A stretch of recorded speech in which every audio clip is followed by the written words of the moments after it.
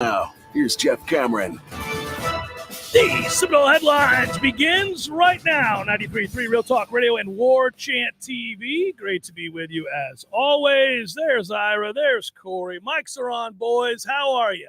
We're all back together. In the studio together. It feels good. It feels good to be doing this again. It's exciting. It's always exciting. Never let that lose you guys. I'll have to get different hosts in here. You guys got to always feel that butterfly in your belly. You still get the butterflies, right? Oh, yeah, man. I couldn't. I threw up right before the show started. I couldn't stop it. That's why we keep that trash bale there, buddy. Jeff, if you were like me, I don't know how many people. I had countless people come up to me in the last week and were like, I think I enjoyed this last headlines more than most. Did you have any of that? Like just Ira-free headlines or? I wasn't going to bring it up. Right. Well, I mean, let's start the show with it, and then we address it and we move on. I want to begin the show by saying our thanks to Register Sausage, who has been just an unwavering supporter of Seminole Headlines as currently constructed. No matter who's in the building. That's what I'm saying. Unwavering in their support and in their ability to continue to produce delicious sausage. We had a good Registers moment in the house on Sunday, sitting around the house. And, Molly, she just graduated college with honors. Congratulations, of course, Molly. we know.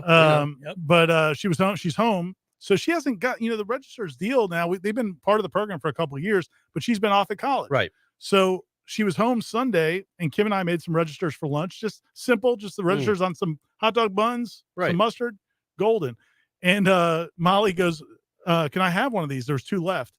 And I said, yeah, you can have one. So she starts eating one, and like 2 bites in, she goes, what are these? Like, why are these so good? And I was like, Molly, they're Register sausage. You should know that. They're all paying for your college. Yeah. But then like 5 minutes later, she's like, hey, can I have the last one? Oh, look at Molly. She was so she's not getting any of this. And let's be honest, Molly pays for Molly's college because that's true. She earned all those scholarships. She didn't have to pay a dime. That's fair, but you can't let me feel like I'm doing something here. Still, what we can do is go, yay, sausage! And you can have some too. Registermeats.com is the website. Or if you're anywhere in the Southeast, pretty much go to your local grocery store. They'll carry it, and if they don't, protest. And then they'll start carrying it. All right, boys, what do we make of the absurdity that Florida State was one of the last 4 teams in? I scoffed at the notion, given that, depending on where you're looking at RPI, they're 30th or 29th, and it seems awfully odd to me that you could be a top 30 RPI team and be one of the last 4 in. But then again, if you look at the makeup of the field, I think they just grabbed some dudes off the street and said, pick some teams you think deserve to be in the tournament. Holy moly. Apparently some dudes from some small conferences. Yeah. What's going on here? RPI to me, and this is something that, we've all complained about RPI over the years, but we just kind of accept it for how that it is important. But how ridiculous is a format where you could be 16 one week, you lose a couple games, and now you're 25. And then it's just such a weird. You're playing 50-something games in college baseball. I don't understand how if the fluctuations vary so greatly. And so apparently Florida State goes from 16 or 17 in the RPI. They have a bad week. Now they're 29 in the RPI, and they may not make the NCAA tournament. I mean, a week later. Yeah, I brought it up with you can hear me, right, Jeff? I can hear you loud and clear, buddy. Well, it just says Mike is muted on the computer you're in good. front of me. Don't worry about the technical aspects. I know, that was my Let fault. us do the. Don't worry, your pretty little thing. I know. But I was bringing it up to Aslan. Like, if they don't lose on 2 straight walk-offs to Florida and North Carolina, if they win those games, they're in the conversation to host, in my opinion. Right? Apparently not. But RPI wise, they would have been that would have been they'd have beaten Florida 2 out of 3, 1 on the road. And that's a host team. North Carolina ended up being a host team. So if you win those 2 games, then beat Virginia. So if you go 3-3 in your last 6, you're very close to hosting, but you went 1-5, and now you barely make the tournament. That's a lot of it's a big window. And it would have been reflected on the RPI, which would have gone from 16 or 17 to like 8 or 9. But instead you lose a couple of games and now you're 30. Yeah. I mean, it's just the whole thing. You're playing such the benefit to playing a large sample size should be that there shouldn't be huge fluctuations. You're not only playing 12 college football games, you're playing 50-something games. But for whatever reason, it doesn't matter. At the end of the season, your RPI is going to just completely fluctuate. Well, and okay, so I'm not saying Florida State should have a high RPI. I'm just saying the whole weird process is weird. Right. So to your point, I would argue that 29 or 30 feels about right for the RPI. Yeah, but how is a team that's 29 or 30 barely getting into the tournament? Yeah. But that doesn't make any sense. Like, you can have a 28 RPI and be one. You're close to being a top 25 team in the country. What the hell? Why would you be on the verge of not making the tournament? What are we talking about? That was bizarre to me. Like, I think Florida State's RPI seems about right. They've been a pretty average-ass team. I agree, but if they had won if they win the walk-off against Florida and they win the other walk-off against North Carolina, is their RPI 18? Like, I understand what you're saying. I get it. We're in agreement here. It's weird, but I do think that even still, right. Nobody was under the impression, nobody that covers college baseball, watched even 5 minutes of college baseball, had any inkling of an understanding or idea what this RPI is, thought that Florida State was one of the last 4 in. Or that NC State was in real trouble. Or that, NC State wasn't going to make it. And then we're not even going to get into, because it would bore people to tears. But the amount of teams that got screwed just in terms of where they were sent and who's hosting and who isn't, it's bizarre. They don't know what they're doing in college baseball. They don't know what they're doing. I can't wait till the Notre Dame players show up at Georgia Southern. Yeah, see, get a little Statesboro up in you. Actually, they have nice facilities there now. They put a lot of money into it. But yeah, it's funny to think of Notre Dame fans rolling into Statesboro. That's fun. No, it's just strange to me that people. It's gotten worse. Like, I used to think it couldn't be any worse. They used to hide behind things like security. That's why the South had to beat the hell out of each other all the time, while we let somebody in from like Minnesota to go on a run because they played 3 teams from the Midwest or something. And I used to say, what are we talking about? Well, we didn't want to fly so many teams, security guys, security. What the hell are you talking about? If the idea is we're getting the best teams and putting them in the best position based on the RPI and the strength of schedule and the quality of play, why are we going to have them cannibalize each other just because they're regionally located next to one another? That's stupid. That's not the way the basketball tournament works.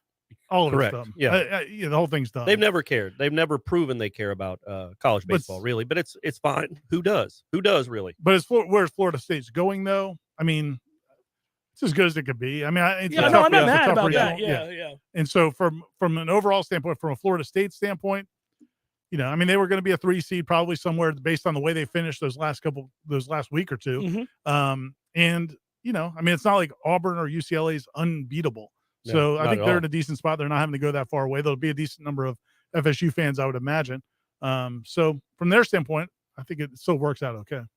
Yeah, they're not in. Yeah, this is, again, our expectations for this team are probably pretty minimal based on what we've seen. The wild inconsistencies, so many things that they don't do well to go with some of the things that they do. We don't expect them to be an elite club, but it's baseball and weird things can happen, and they could easily win that regional. Nobody would be stunned if they won that regional, and that includes the teams that are there. Probably some teams, if you're a 1 or a 2 there, you're not happy that Florida State's there because, again, frontline pitching can carry a regional. Yeah, it'd be nice if it was frontline pitching anymore. I mean, that is the oddity, right? And that hasn't been good for 3 starts. Hubbard's had like 1 good start out of 6, so you don't feel real comfortable with anybody really outside of Crowell. By the way, to answer Jason's question in the chat, and he's right, keeping teams close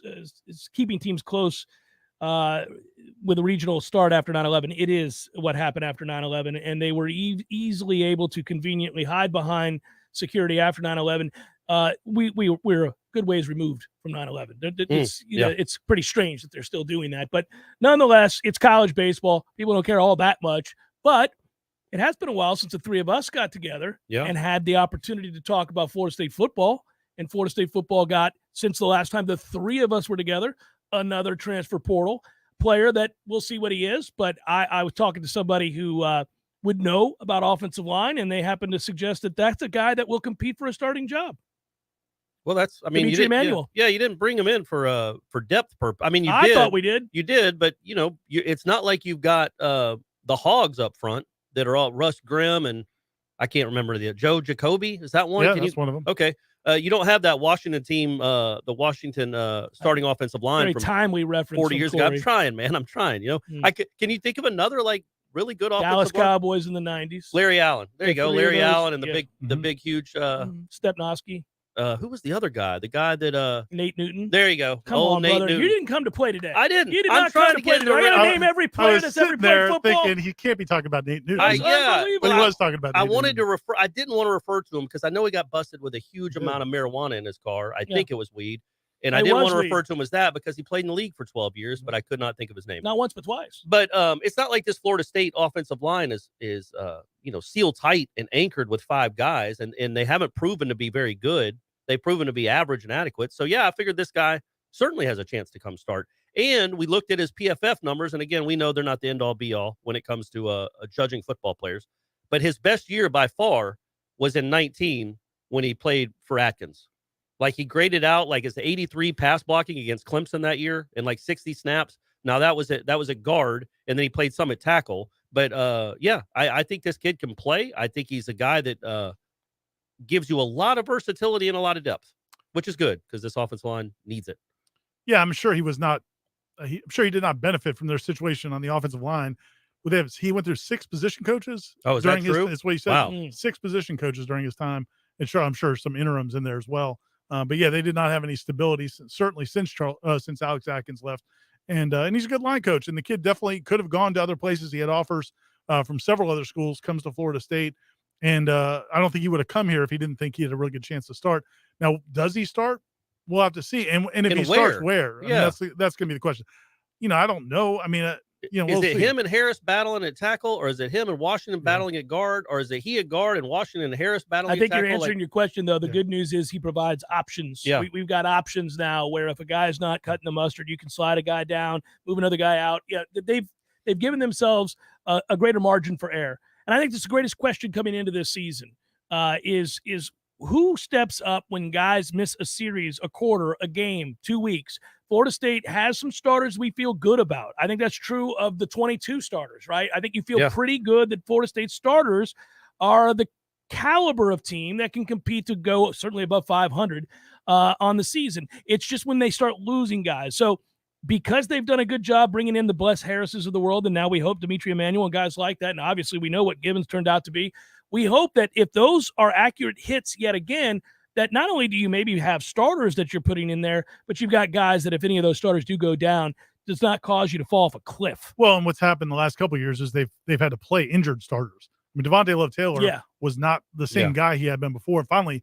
late in the season, they just shut it down completely. But he played for most of that season hurt. Maurice Smith hurt his back like in the second week of the season, real early on, and didn't and played. I mean, he missed a couple weeks, but then he played the rest of the season. I think that's part of why he looked so inept at times in the second half of last season. I think if you're dealing with a back injury, trying to play offensive line, that can't be a lot of fun. But they didn't have any other options. This year, they'll have options. You might have to play guys. Maybe you can give a guy a month off if he gets hurt, or maybe they won't get hurt because you've got guys rotating throughout practice. I mean, it's just so much of a better situation. Seminole Headlines, 93.3 Real Talk Radio, Warchant TV continues in a moment.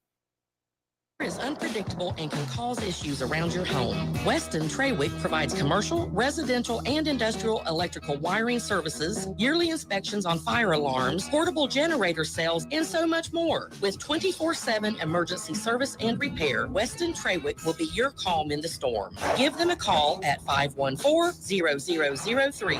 Weston Trawick, professional electrical services day or night. Visit online at westontrawick.com. Hi, my name is Shannon Pash, and I'm the principal at Red Hills Academy. We will provide a challenging, rigorous curriculum. We will also work with our students to teach them how to set goals and then how to work to reach those goals. Red Hills Academy will offer the Spanish language every day. Relationships are really important to us, not just with our students, but with our families and the community.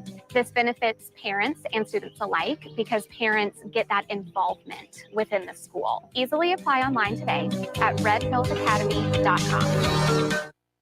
There's fun to be had every night at the Corner Pocket. Take home prizes on Trivia Tuesdays and Beer Bingo Thursdays. And kickstart your weekend with Martini Fridays. Plus happy hour runs every weekday and game day specials every time the Noles take the field. Watch all the best games at the Corner Pocket's Vegas Wall, featuring 560 inches of flat screen TV heaven. Oh, really? The best food, the best drinks, and the best place to watch all the games. Tallahassee loves the Corner Pocket.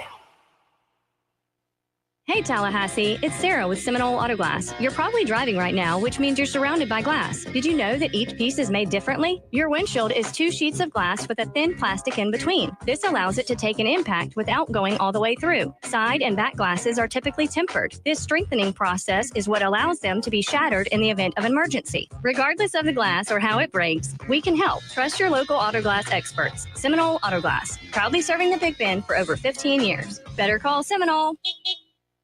Whitten Glass has been taking care of families since 1945. Experienced, reliable professionals who offer only the best, like Whitten's top-of-the-line bath enclosures. Eye-catching storefronts are a specialty at Whitten Glass, and they provide precise installation. Whitten Glass, Tallahassee's first family in glass. Online at whittenglass.com. Call 850-222-5781.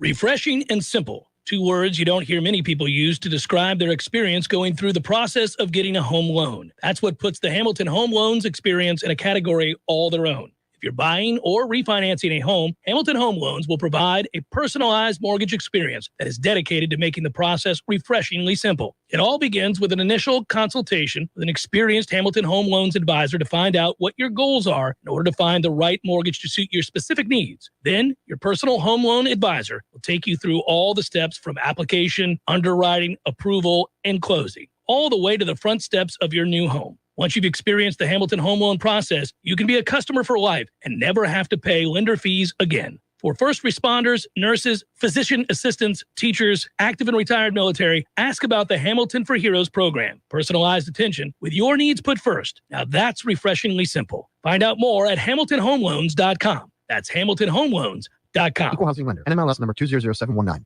Life is stressful. Dinner shouldn't be. That motto is why Register Sausage has been doing business in the Florida Panhandle and Lower Alabama for over 75 years. A proud sponsor of Seminole Headlines, Register Sausage always provides the best Southern smoked sausage to over 140 grocery stores and restaurants throughout the Southeast. Headliners have discovered the Register's difference. You can too. To find a store that carries Registers near you or to buy directly, head to registermeats.com. That's registermeats.com.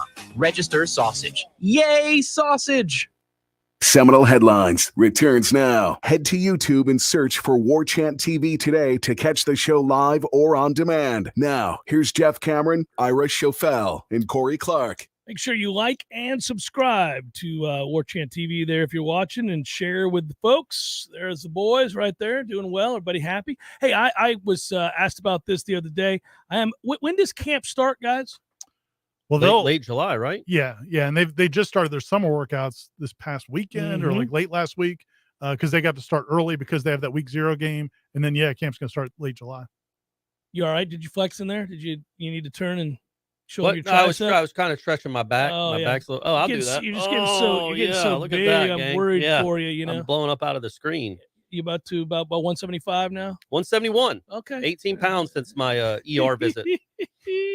That was a tough one. It's a toughie. So they do start sooner as opposed to most seasons, and that's a reason to be excited. And so we have the upcoming, not only camps getting underway, but then we have ACC kickoff and all that good stuff to be excited about up in Charlotte. So it's that tough time, though, where we enter into the lost month, if you will. Sure. Can I bring it back to baseball real quick? It's something I brought up with Aslan. I asked if I could bring it back. I'm steamrolling ahead. I'm bringing it back. No matter what happens over the next 2 weeks, I know how the postseason goes. It paints our picture of how the season went. But 2019 was an average baseball team. 2021 was an average Florida State baseball team. Here we are in 2022 with a team that was one of the last 4 in. Well, hold on.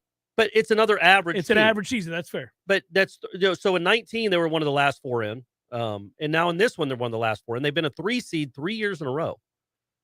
That to me is more concerning than anything they do these next 2 weeks. If they could get hot for 5 days, that's great. Where is this program? Is this a middling bubble program? Is that what we're to expect of Florida State for the foreseeable future? Or is this a 3 to 4 year blip? Because when you look at next year and who you lose, you're not bringing in a Parker Messick. And that was a reason you won a lot of games. So it's like, man, you start to wonder where is this program going? And can it ever get back? I know it can, but it used to be you just wondered who you were going to be hosting. if you're going to be a top 6, top 8 national seed. Now you wonder if you're going to get in the tournament. That's a struggle there. So it's a fair concern that the program has obviously taken a huge step back. I would argue that it was inevitable going through the transition as they did towards the end of 11's career before naming Meat the head coach. Now, has Meat met with huge success in taking over? No. Then you get into the discussion about what is a reasonable timeline to flip a roster, to get to where you have comparable talent that allows you to assume that you're hosting and going to be a 1 or a 2 seed in regionals, right? So I think if we would admit that there were real hindrances to them operating to peak efficiency at the end of 11's career, then once we go ahead and define our terms, we can discuss what's a reasonable timeline for them to get it turned around. Yeah, I think if you go up to the time when they still had Mike Bell on the staff and Mike Bell and Mike Martin Jr. as your assistant coaches, and 11 still, a few years left, and the program was still kind of performing at a high level.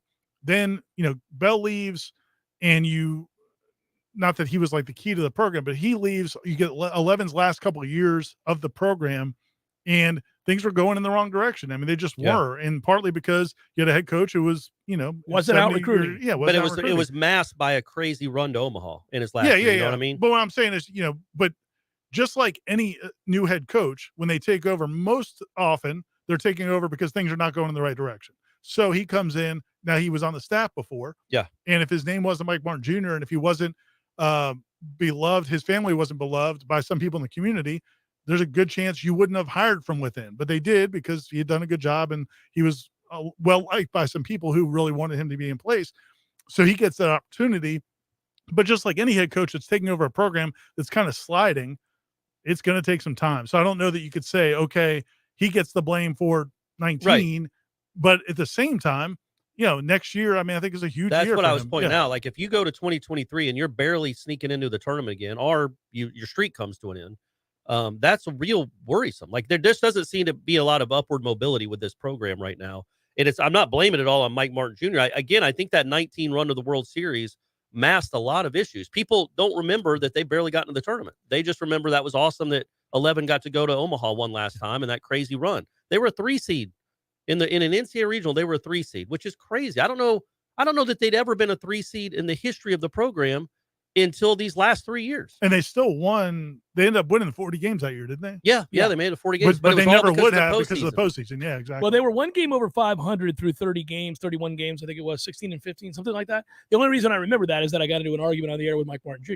And I remember the argument basically boiled down to me saying, wait a minute, that's not the standard. The standard is the standard that you guys hold to every year, and you're a game over 500. Now, his retort, rightfully, I think to some degree, was that, well, we're riddled with injury, and he pointed that out. And so it was a little give and take, and then they did go on that magical run. And I remember being very happy, obviously, for 11 to go on that run, and I was there in Baton Rouge to watch that happen and for them to go to the College World Series. They scored 1 run in the College World Series, I think it was. 2, 1 earned run. Yeah, 1 earned run, right? Yeah. Was Becker, the kid from the baseball club? Yeah, Tim Becker was their best hitter for a portion of that postseason. Him and Mendoza carried them. But it was pretty crazy. They beat Arkansas 1-0, lost to Michigan 3-0, and then lost the final game to Texas Tech 3-1, I think. And that was an unearned run. Yeah. So it was, obviously they were faltering by the time they got out there, but they did get out there. Yeah. And you're right. I think it did mask a lot of the problems, but then you're making that transition. And I know that Meat would tell you that if you have a coach who's on his way out and you have not confirmed what the plan is, right, then how am I supposed to recruit when guys don't even know if I'm going to be the coach? Let me ask you this, though. All right, so that's all fair. Why did this team, if you go back to what you thought about this team going into the season, this team did not meet what you were thinking they were going to be going into the season, correct? Correct. Why not? I mean, Logan Lacey obviously is not the guy that anybody expected. He had would a huge step backwards. Yes. A couple of the other pitchers, I think, that we thought were going to be more. Maybe the transfers didn't do what we thought they would do. But it's just like, why has this team, even if you don't block out history, just this team, why has this team not been anywhere close to the team that they hit for 0 power for starters? So they don't have a lot of power at all, which is problematic. Secondly, you used to be able to kind of deflect from that by getting on base at an alarming rate. At one point, leading the country in on-base percentage. They don't do that at all. As Corey and I have had a discussion about before, they strike out a ton. They don't get on base, and they don't pick up the baseball. The not picking up the baseball thing. This is getting. So I disagree with that. I think they do pick up the baseball. It's intermittent. It's where they throw it. They don't throw the baseball with a lot of consistency towards a targeted person with a glove on his hand. So the point remains, they have a real hard time defensively. And so it's maddening to watch this team. I was in school at a time where pitching and defense was the mantra. Now, by the way, that was at the time when the bat was a loaded weapon, and they should not have been worried about pitching and defense, but rather guerrilla ball, right? They should have been worried about hitting home runs because games in the College World Series were being won 17-15, quite literally. But the mantra was pitching and defense, and I used to scream, punch and Judy baseball, hit the ball out of the yard. Then the bats obviously became regulated in a way that's much safer for the game and much more commensurate to pro baseball, which is great. And I thought, well, this was only going to help FSU as a program that preaches pitching and defense. Now that the bats aren't a loaded weapon, they ought to be able to win in ways that they never dreamt of because all they do is pitch and play defense. And the problem is, of course, all of a sudden they stopped pitching at an elite level, and they certainly didn't play great defense. And they haven't played great defense in a long time. And that is maddening. I can't stand watching them defensively. Well, and that's, again, when we talk about him having to flip a roster or build something and transition to another coach and everything, it's like, well, that's good and dandy, but I know it might be hard to recruit. It shouldn't be that hard to find guys that can play defense and they can run the bases the correct way. I feel like that is more indicative of it's a coaching problem. Problem. And not saying that Meek can't coach. I'm saying that there is something getting lost and has been in this program for nearly a decade where they just don't field. They just don't field well. And that, again, when you're not dominant, when you don't have a lineup like Tennessee's, you've got to be able to do the little things to win. And that's why you go 33-23. It's because you don't make the plays that you have to make. Sometimes you boot a routine ball and it ends up being a 3-run homer the next pitch and you lose a game that way. That's what's been so frustrating. I know the players will come. You think the players will come because it is Florida State, and Meade is proven to be a good recruiter. And they've got a good class. Yeah. And these two freshmen they just brought in are really good. That's a really good sign too. We should point that out. I mean, the freshmen they brought in are really good. But they don't really have a position. Like both those guys can hit, but they don't have a position. Yeah, well, I'd find something. Maybe go recruit the best defensive shortstop in the country and say you're going to be our Colton Vincent.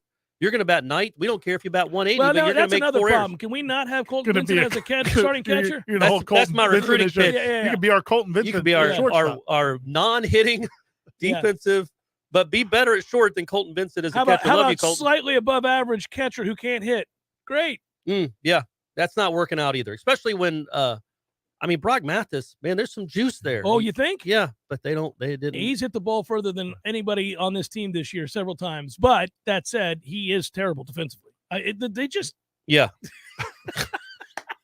Just not a lot. Go win it at Auburn. Come on, man. Should be a great series. Go make a run to Omaha, gang. They could because baseball's silly. So who would you start? Does it matter who they start in game 1 and game 2? Well, to Corey's point, the way the guys have pitched down the stretch, it doesn't matter. Yeah, I don't think they haven't been they don't have a guy that you go, well, he'll win. That's a guy I feel good about. My idea was you go with Hubbard Crowell. Yeah, Hubbard/Crowell. Yes, and then you save your boy for the big one. Because the only way you can get out of that regional, in my opinion, is you go 3-0 and you have to beat Auburn on a Saturday night. Yep. And I trust that there is a chance Messick can find some magic in a packed house on a Saturday night. Yes. The Hubbard, I don't trust to do that at all. Correct. So you try to win the first game with Hubbard and Crowell. And again, that's a flip of the coin. Hubbard Crowell pitching at noon against Messick pitching at noon in front of 9 fans.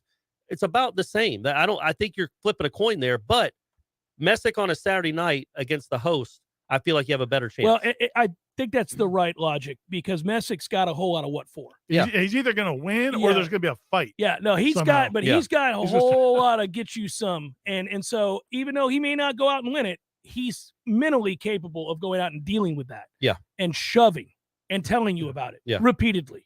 In Hubbard's last start on the road. Like a real road, he pitched an inning. He looked like a child. He didn't get out of the second. Kept fidgeting all around. Swiping at the dirt. Like, can we? Apparently didn't tell them. It's like trying to watch a movie with a 6-year-old. Yeah. Jesus. Just calm down and just, catch the ball and throw it. Let the character development happen, son. Seminole Headlines, 93.3 Real Talk Radio and Warchant TV continues in a moment. Local news now. The Tallahassee Police Department is currently investigating a shooting incident near the Circle K and McDonald's on the 800 block of Lake Bradford Road. TPD says there was an altercation that led to multiple suspects shooting at each other Sunday morning around 3 a.m. One person suffered non-life-threatening injuries and no arrests have been made at this time. The shooting is still under investigation. A fatal crash involving a pedestrian happened early Saturday night in a neighborhood near the intersection of Lake Bradford Road and Orange Avenue in southwest Tallahassee. According to Florida Highway Patrol, an FHP trooper was traveling eastbound on Orange Avenue around 10:40 p.m. where a 29-year-old male pedestrian was lying in a prone position also in the eastbound lane. Officials say the trooper collided with the man while he was lying in the roadway and the pedestrian was pronounced dead on the scene. Traffic in the area was shut down for the investigation. This is Rachel Lene with your Real Talk 93.3 local news update brought to you by Macklemore Systems, Tallahassee's go-to Mac store. Check them out online at MacklemoreSystems.com. This is meteorologist Paul Trombley with your Real Talk 93.3 weather update.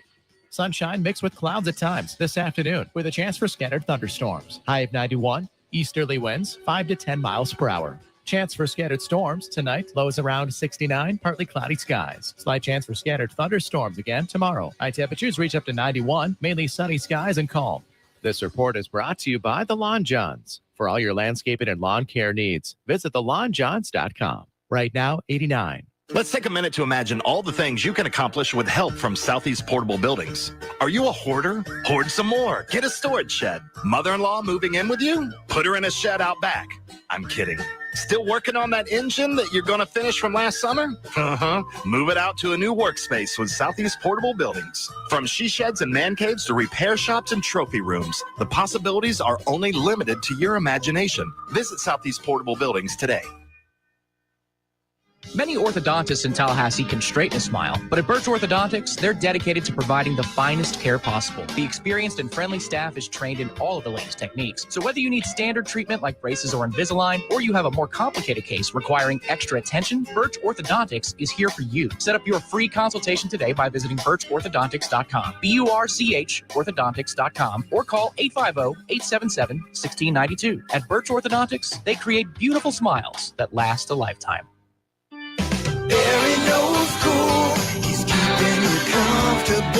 This is Kyle, Service Manager from Barano Heating and Air. Schedule an appointment from your mobile device to learn about our Total Comfort Service Program. With guaranteed same-day service, 15% off necessary repairs, and $25 berry books to use towards air filters and other products. Turn to the experts at Carrier and Barano Heating and Air. Any day, anytime, anywhere. Online at baranoac.com. Florida license CAC 1816-186. Seminole Headlines is brought to you by Register Sausage, serving the Florida Panhandle and Lower Alabama for over 75 years. To find a store near you or to buy directly from Registers, head to registermeats.com. That's registermeats.com. Seminole Headlines returns now. Head to YouTube and search for Warchant TV today to catch the show live or on demand. Now, here's Jeff Cameron, Ira Schofel, and Corey Clark. Seminole Headlines, as they said, continues on. Next hour, we get to headline our questions. We got a lot of them, boys. Good job. Good. Nice. All right. Great. Good job prompting, as always. Felt bad last week. I asked for the questions, even knowing I knew I was not going to be here. Well, so I wanted to your say, duty, though. That was the right thing to do. But I was afraid they might. If I told them I wasn't going to be here, people would be like, "Well, I don't really want to care." What's the point of even giving? If I'm not going to get your wisdom, then why even do it? So I abstained. We appreciate that. I was just glad that you looked out for you. Provided, talking points for Corey and I, and we just breezed right through it. We did. Felt a lot easier than this one has so far, I'll be honest.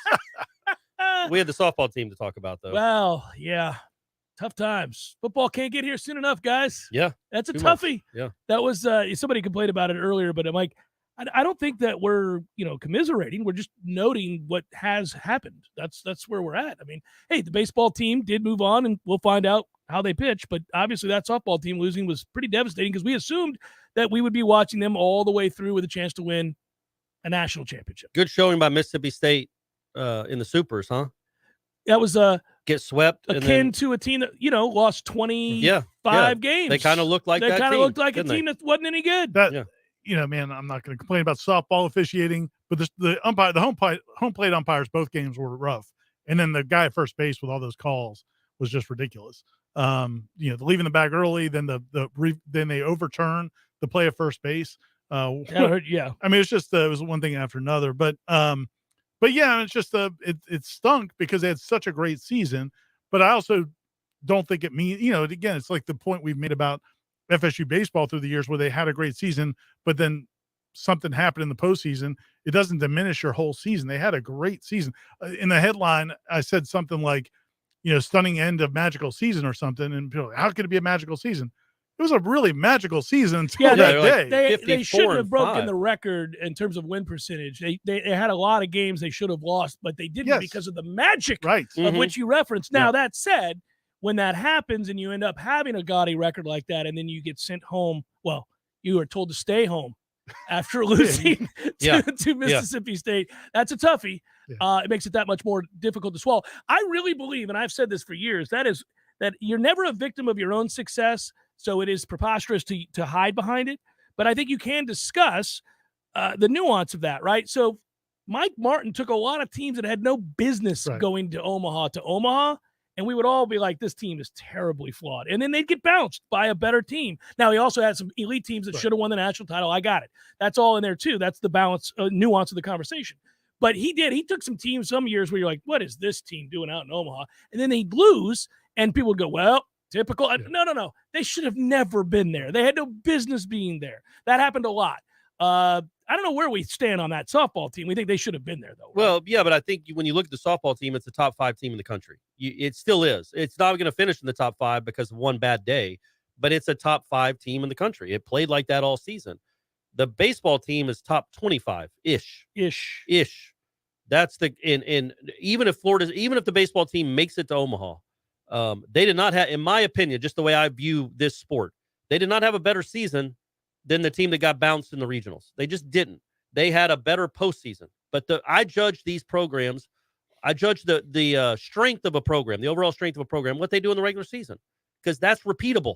That's something you can depend on over and over and over again. And that's where my concern is with the baseball team. And that's where I have no concern with the softball team. We know they'll be really good again next year. Really good. And you just hope they don't have one bad day next year in the postseason. I don't think they will. I really do think that was an outlier. I really do think that it is a crazy outlier, actually. I mean, I know what we would say typically if Lonnie wasn't so eminently likable and such a class act, and they hadn't sustained a bunch of success in back-to-back years, which they've done, and she is, we would say that is an epic collapse. That is a choke. That's what we would say about any other program that had that kind of weekend in the most important time of the year. And so it was. But because they've built up all that goodwill, you can say, all right, well, let's see what happens. That's the key to having sustained success, to give yourself those chances over and over again. And that was the point with Mike Martin Sr. is you did get all those chances. The problem right now for Florida State baseball is, and this is the inherent problem with when you're kind of sliding into the tournament as opposed to being a number 1 seed and hosting regionals, is you have to play tougher teams and you have to play on the road. This team has been historically terrible on the road. Well, this team has been this particular team has been epically bad on the road. But because you're a 3 seed, you got to go on the road and you're going to play good. There's 2 teams that are better than them in their division that they have to get past away from Hauser. And then if they win that, then they probably have to go to Corvallis or the next round. Nashville. Yeah, or Nashville. Would we go to Nashville? Ooh. Would we cover them? Can I Vanderbilt? volunteer to go to Nashville? You're not going to Vanderbilt. I'll go to Vanderbilt. Why wouldn't I? He just wants to go to Nashville. Well, yeah, but you have to go cover the games. No, I'll go to Nashville with you guys. Oh, okay. We're just going to go, and then you go ahead and write whatever story you're going to write. You've already decided. I'll meet you at the bar later. It depends if Pearl Jam's playing there. Corey might go. Yeah, I'll be there. Otherwise, you know what I did last night, guys? And I was buzzed. I wasn't hammered, but I was buzzed. It was a fun Monday night watching. Like most people are on Monday night. Well, I was watching hockey with Jamie and Tom, because she's a Rangers fan. Yeah. So and now the Lightning and the Rangers will play. And my son will be in town that weekend. I bought 4 tickets to the Lightning Rangers game. Game 6. Go. Yeah. Game 6. And I'm mostly rooting for the series to be over in 5 so I can get my money back. Yeah, you woke up today and thought, what have I done? You were not buzzed when you made that decision. I know I was. Tell yourself whatever lie you need to tell yourself to get through this story. No, you were not buzzed when you bought 4 playoff hockey Stanley Cup finals. No, not Stanley Cup. Eastern Conference. But they weren't that expensive. They're upper deck. Yeah. And I just thought it'd be cool. If Brady wasn't in town, there's no way I'm going. But I'm like, you know what? I've never taken Brady to a hockey game. You know why? Well, there's no hockey in Atlanta. And it's hockey. Well, hey, hockey's awesome, by the way. Hey, I'm tired of this. I'm a huge hockey fan. Man, Igor stood on his head last night, Ira. Yeah. So as an aside, wait a minute. Stanovsky or whatever his name is. You bought 4 tickets. So you bought one for you, one for Brady, and then you bought Tom and Jamie tickets? No, Stephanie and somebody else, another friend. I was going to say, we have connections. You didn't have to do that. No, I want to sit in the upper deck, man. Well, no. I want Brady to live with the common folks, right? But anyway, so hopefully it goes 5. I get my money back. But if not, I think that'll be a fun experience for a dad and a son. I like your prognostication, Bolton 5.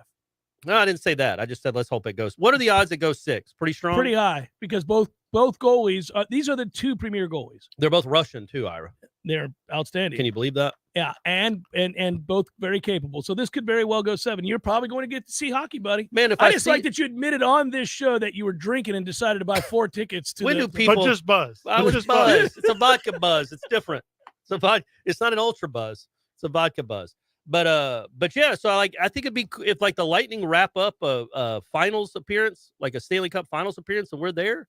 That'll be something Brady will remember for a long time. Corey Drunk Dial's Ticketmaster. What's StubHub? It's impressive. It's Ticketmaster impressive. I've done that for bands that I've always wanted to see and things like that, but not sporting events. I did that on Stephanie and I. It might have been our first date. By the way, it's our 5-year anniversary today of our first date. Congratulations! Believe that? Proof. Sorry, I know they're not a sponsor, but that's where it was. I bought us tickets to go see the Joshua Tree tour. Yeah, which was the great. U2 in Tampa. I think it might have been like our 5th or 6th date I did that. But yeah, Same that was thing. the same thing, same principle. Corey's It's like, you know what? I Corey's like coming in U2. here left and right. Drunk off my ass, guys. I'll buy anybody anything. I'll just go ahead and Moral do of the it. story is if you see Corey at a bar, And he's had a few. Wait till about 1. Yeah. 1:15. Hey, Corey, listen, I saw the other day that the Afghan Wigs are playing Atlanta at the Variety Playhouse. I love Afghan Wigs. Well, let's go. Greg Dooley and the play their boys have hits? reunited. Let's go. Front row. Let's say hope you and they I play do all it. their new stuff. That Yeah, actually I'll be there. that actually just happened. They did just play there, and they did just play their new stuff. And I should have called you at 2:00 in the morning and said, You pull should the have. trigger, buddy. I'm coming up. Let's go. Let's do it. Kiss is getting back together for one more tour. Paul Stanley, let's see it. No, no. That I would not need to see.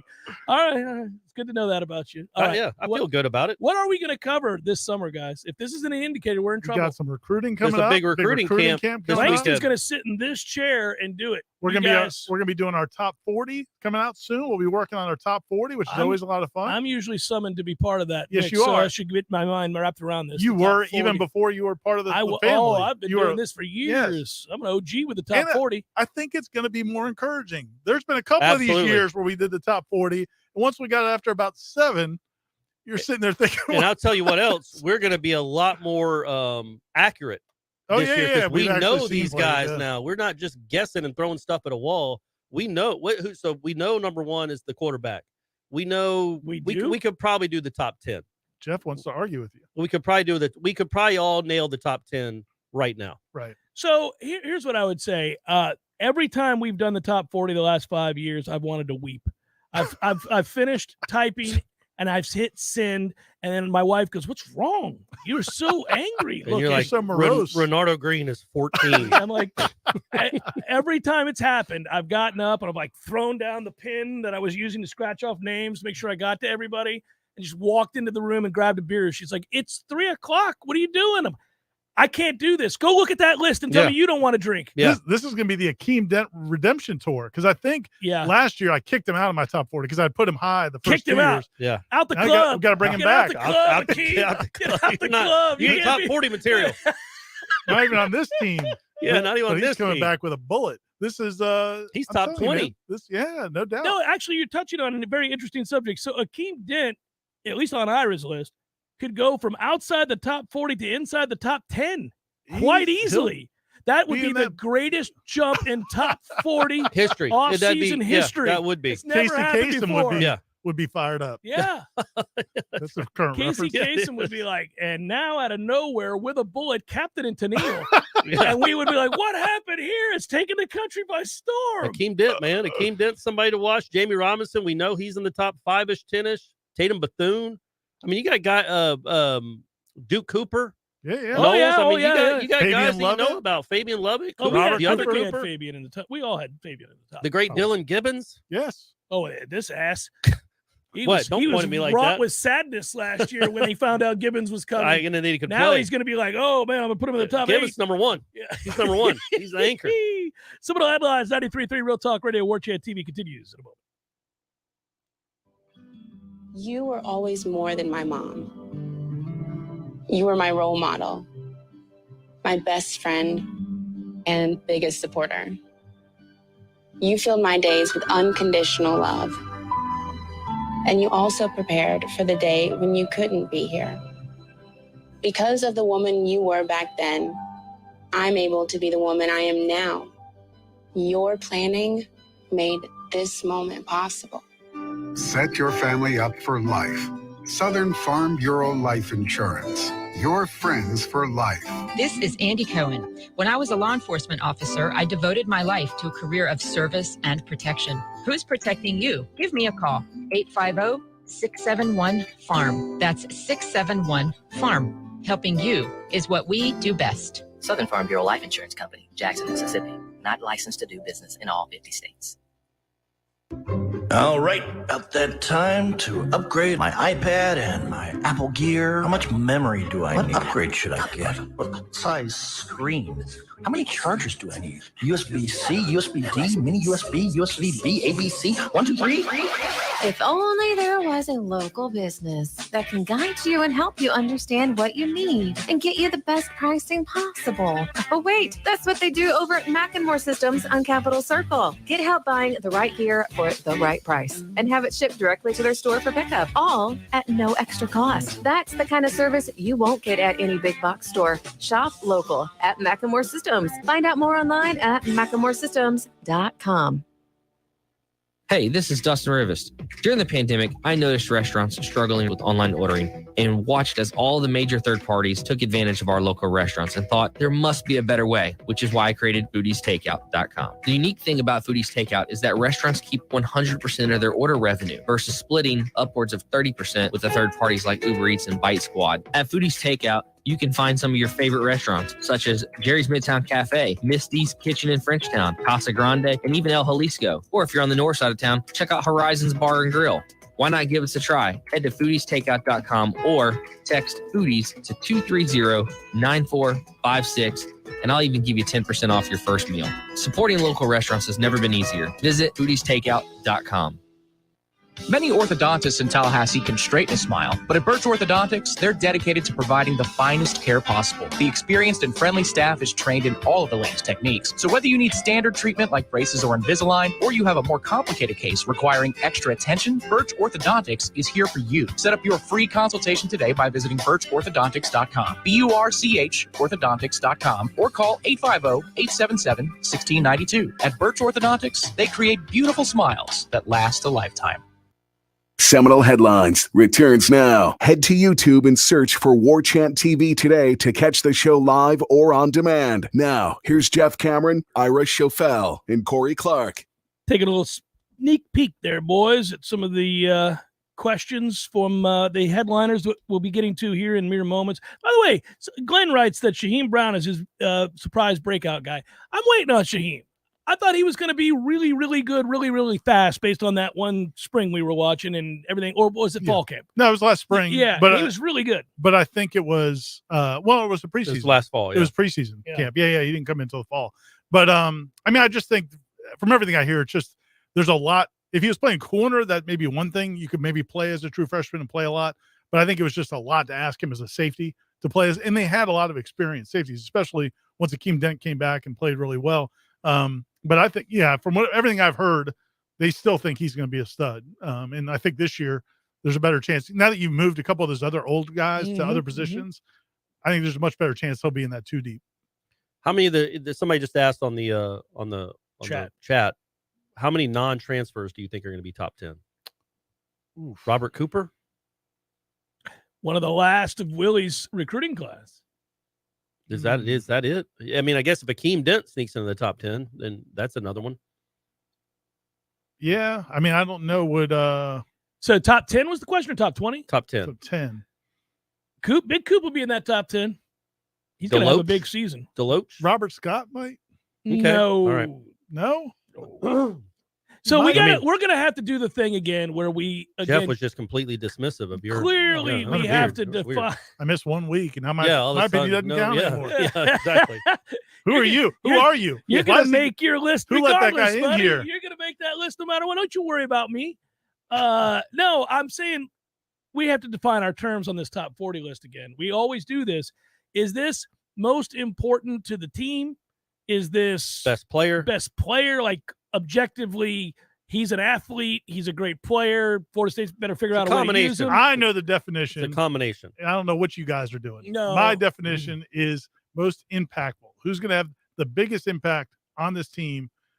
And that's how I do it. So, but you in guys that can do it case, however you want to do it. You know, by the way, doing it that way does leave a lot of wiggle room because you can say, oh, I think this kid sucks and he hasn't gotten any better, and it's going to be a really negative impact on how poor he so plays. Impactful. He could be number one. Yeah. He could be top the like list Abdul because of Bello. the kind of I'm going to say no, but of the guy that has 40, to start. But I'm going to say the most positively impactful. Most positive impact. The biggest positive. That's what I told Ira. Like we all had Parchment in our top 10 last year, and we weren't wrong because him not being any good was very impactful on the team. Yeah, that's my point. That's what I'm arguing, that you can identify guys that are expected to do great things, probably going to start because we have no better option, but really the impact is minimal to negative, and therefore, what do we do with them? Well, you can't just go top 40 most talented players because you're going to have Jay would be in the top of the list, and we don't even know if he's going to play. Right. And you could have theoretically could have 3 or 4 guys in the same position,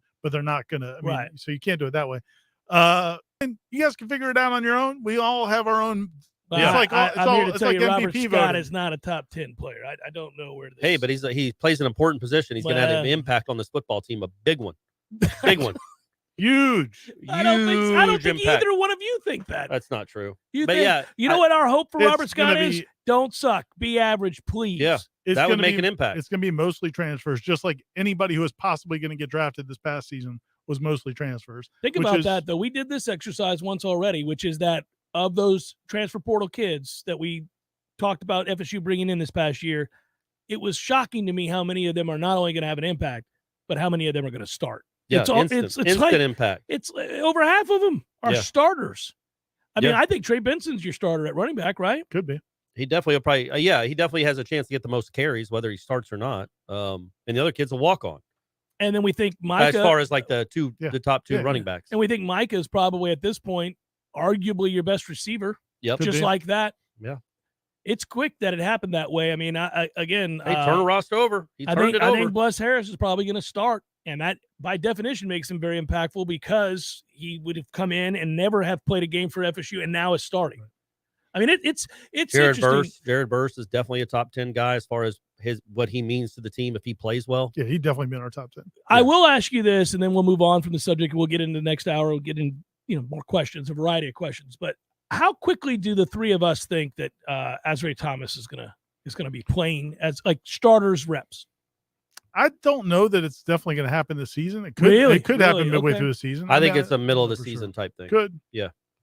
I think you have Cooper on one side, him on the other. No, I didn't. Nobody on the other side really impressed me. Like Ronaldo Green he was right going now up seems against to be different the other dudes. guy, but I mean we don't know. We'll see.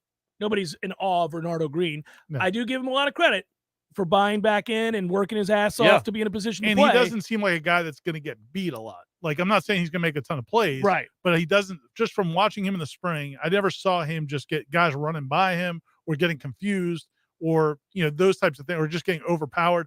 I think Azrae Thomas is a guy who probably makes more plays for you, but as a freshman, maybe he gets beat more. I don't know. So I just hope he can pick it up quick because he is by far and away from a talent standpoint. The ceiling for him is huge. And then, McCall is another guy. How quickly can he learn it? Because there's a guy who plays with a extreme violence. I love him. He's a different player than Azrae.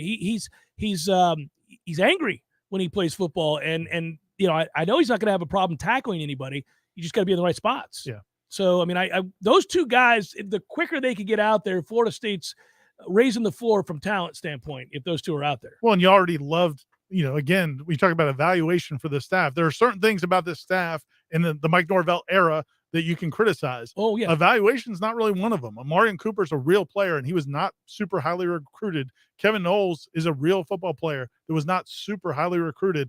There's guys across the board that they brought in. Patrick Payton, there's guys that you say, okay, man, I see it. This guy, Shaheem Brown, nobody, I mean, he had his offer list was like 2 small schools when Florida State agreed to take him. So, I think the evaluation's there. Now, the next step is if you have a good season in 2022, can you get some high school kids? Can you get more of that upper echelon? And they got a couple of them. They did get Azaria Thomas and Sam McCall.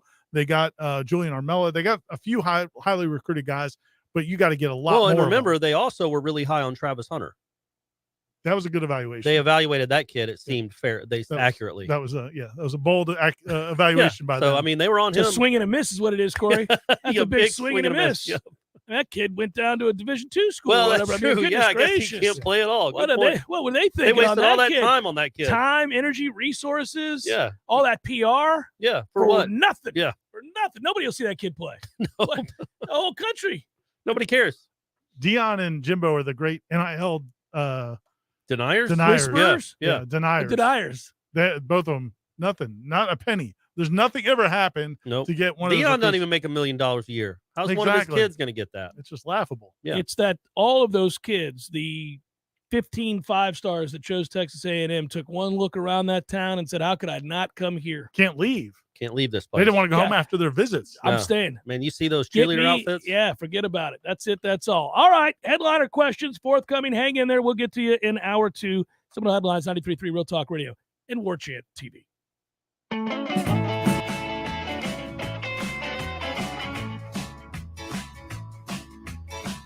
Coming up next, more of the Jeff Cameron Show. Live and local on Real Talk 93.3. WVFT, Gretna, Tallahassee. Breaking news this hour from townhall.com. I'm John Scott. Blame for the delay in stopping the gunman at a Texas elementary school is falling on Uvalde School District Police Chief. Students called 911 and anguished parents begged officers outside to rescue their kids. At a news conference Friday, the head of the Texas Department of Public Safety, Colonel Stephen McCraw, said officers on the scene should not have waited to go in. Where I'm sitting now, of course it was not the right decision. It was the wrong decision, period. Blame has fallen on the school district's police chief, Pete Arredondo, who told more than a dozen officers to wait in a hallway until finally a Border Patrol tactical team used a key to unlock the classroom door and kill the gunman. The Justice Department has announced plans to look into the law enforcement response. I'm Jennifer King. Also at townhall.com, the unofficial start of summer is offering a troubling look at what lies ahead for travelers during the peak vacation season. U.S. Airlines canceling more than 2,800 flights over a 5-day stretch. That included the Memorial Day weekend. As bad weather, crews calling in sick, and other factors snarl their operations. Delta Airlines, which is usually among the top performers, had the worst record among major carriers with more than 800 canceled flights. U.S. consumer confidence edged down in May. The Conference Board says its consumer confidence index dipped from 108.6 in April to 106.4 in May. Americans' view of their present and future prospects dimmed in the midst of persistent inflation. The Business Research Group's Present Situation Index also fell in May to 149.6 from 152.9 in April. Correspondent Jeremy House. On Wall Street, it's been up and down, but stocks are higher now. The Dow up 4 points, the NASDAQ ahead 50. More on these stories at townhall.com. I'm about to compare a pepper shaker to a cash-out refinance. Hang with me. You know when you're at a restaurant and they ask, would you like some fresh ground pepper? And then they crank that giant tube, but almost nothing comes out? For me, only a certain amount of time is socially acceptable to wait. I know that getting that pepper out might make my life better, but it just seems too impossible. And that's what we hear people say about the cash-out refinance. People realize that the value of their home has gone up like hot pepper the last few years, leaving all this extra money sitting inside their home. But is it too hard to get out? It's Ryan from United Faith Mortgage. If you're interested in cashing out the extra pepper in your home, we're good at doing all the work while you just sit back and relax. And often, your mortgage payment and years in the loan will stay the same. If you'd like to hear about your options, we are United Faith Mortgage. United Faith Mortgage is a DBA of United Mortgage Corp. 25 Melville Park Road, Melville, New York. Licensed mortgage banker. For all licensing information, go to NMLSConsumerAccess.org. Corporate NMLS number 1330. Equal housing lender. Licensed in Alaska, Hawaii, Georgia, North Dakota, South Dakota, or Utah. Well. Hey, Jeff, look at this place. Yeah. Well, doing well. It's been a while since I've seen you, brother, but, it hasn't been a while since I've been over to Gordo's. I go there on the regular because of you, Eddie. Well, we keep you regular. Well, that's true. But I think of Gordo's as a place to sit down, have a cold beer, talk to your friends, enjoy the sports, eat the delicious food. But I think of you as Uncle Eddie, a man who takes care of his people and takes care of the town. I appreciate that, Jeff. Hey, and we'll keep you regular. Gordo's, bringing the flavor and flair of Cuban food to Tallahassee since 1996. Live and living color and totally free. Subscribe to Warchant TV on YouTube, the digital home of Warchant.com. From the practice field to pregame and the phone calls afterwards, Warchant's YouTube channel is home to live programming like Seminole Headlines, Wake Up Warchant, The Jeff Cameron Show, as well as Trench Talk, a live Q&A with Noles offensive lineman Devontae Love-Taylor. Just search Warchant on YouTube and click or tap the subscribe button. That's it. It's totally free. Warchant TV on YouTube. Just another reason we're the ultimate Seminole sports source. It's time for Seminole Headlines, featuring Warchant.com's Jeff Cameron, managing editor Ira Schofel, and senior writer Corey Clark. Your weekly dose of all things FSU, pistols, and pies starts right now. Here's Jeff Cameron. Hour number 2, Seminole Headlines, 93.3 Real Talk Radio. Warchant TV begins right now with your headliner questions. I saw Dr. Birch this week, actually last week, as I was gonna say, do you see her every week? That seems, it feels excessive. Yeah. I even said that to her when we were there. She laughed at me. She said to stop pushing the conspiracy theory that I have. She got mad at me about the retainers. I told her, listen, if truth hurts, yeah, maybe get another professional. And then anyhow, we went from there. But luckily, she didn't hold it against me. Moreover, did not take it out on my child, who now has braces. Got them last week. My youngest has now entered into the realm, one of many young people in this area that have gone to Dr. Birch and been happy that they did so. Let's go, Clark. And I think the other thing is it's important to know that you don't get charged by the visit. That's one of the great things with Dr. Birch. Yeah, none of that you get paid for the product and the great smile that you're paying for. But if you have to go for extra visits, if you're one of those kids that needs a little extra attention, like Bryce might have had early on. He's good to go now, though. And then I refuse to take him now. It's not part of the process. Done. It's a wrap. But birchorthodontics.com is the website. Dr. Birch and her staff are amazing. They do tremendous work. Any orthodontic work you need, whether it's braces, traditional or Invisalign, they've got the colored braces, all kinds of different work, and they do free consultations. Great customer Clark service. went with the champagne. Really? He did. Oh. He thinks he's a rapper. Okay. All right. I told him, all That's right. an interesting look. Awesome. Let's go with it. It looks actually gorgeous. I love it. Nice. Okay. Good for him. He's a good-looking kid, good hair. Yeah, he's doing. He's got a lot of things. I going hope he's for got him. good hair at this age. That'd be a toughie. Yeah, if he's already losing. But I it. mean, he's got some style to him. He's got some. He's got a lot of style. He's not to a little him. dorky middle schooler. No, he's got too much style to Right. him. He cares a lot about style these yeah. days. I'm like, okay, son, here we go. You're outgrowing everything. He wants a new pair of Jordans incessantly. I'm like, hey man, you are in the middle of an active growth streak. I'm not doing that. I'm not doing it. What's the point? I get you $300 Jordans, and then a week later your feet are already tight. No, not doing it. But that's not anybody's concern, and it's certainly not Dr. Birch's concern. Right, Birch correct. Orthodontics. Right there it is. All right. So first things first. Also, she did say, this is true for everybody out there, and this is really nice. It'll warm your hearts, all of you, 3 of us. She said it's one of the best decisions she's ever made. She overrode somebody was a dissenter on her staff when she brought up that she wanted to advertise on Seminole Headlines. Right. Now, I don't know who this dissenter was. Probably deserves to be slapped, in the words of Jimbo Fisher. Our Will Smith style. Yeah, it was silly. But then she said, I think I know what's best here. We're going to go with it. And it has paid dividends big time.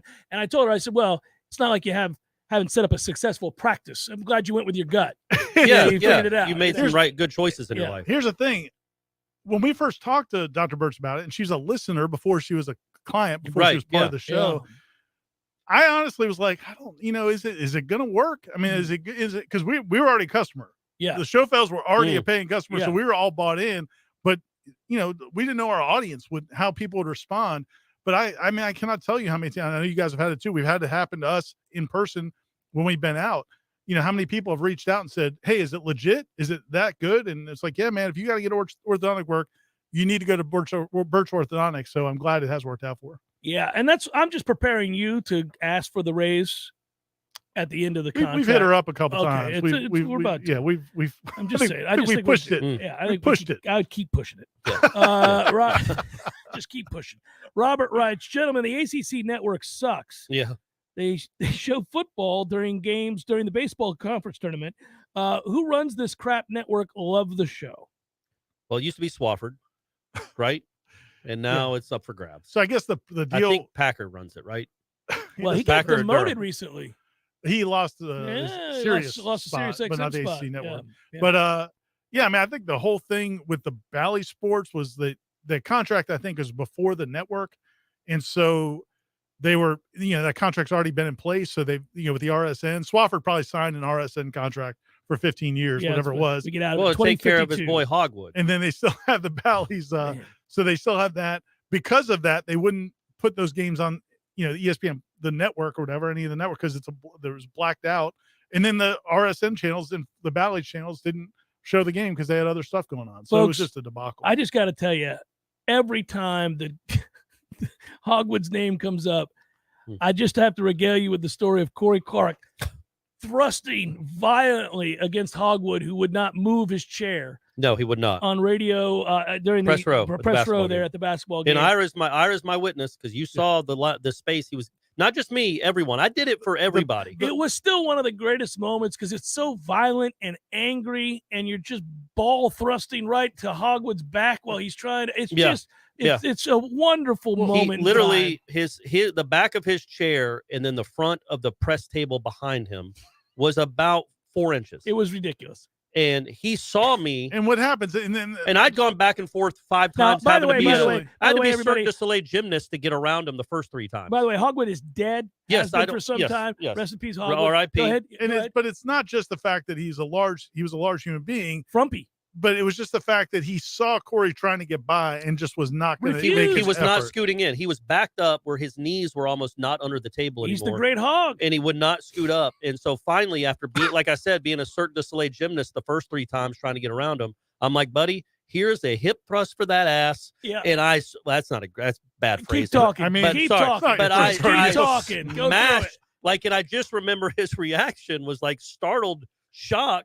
And I just he kept thought walking. He was being assaulted. Well, but man, what did you want me to do? Like, I mean, literally, I'm going to stand there. You're not going to scoot up. Well, here, I got 2 choices. I can walk over your lap, or I can hip thrust you out of the way. Oh, buddy, and you went with hip thrust. And buddy, when he's a big dude, he was a big dude, so it took a lot of thrust. You could have said, "Excuse me." I did as he hit his head hit the Ira, table. he was fed up. And my favorite part about it was that, as is typical at the FSU basketball game, since I don't have a story to write, I was in a box drinking.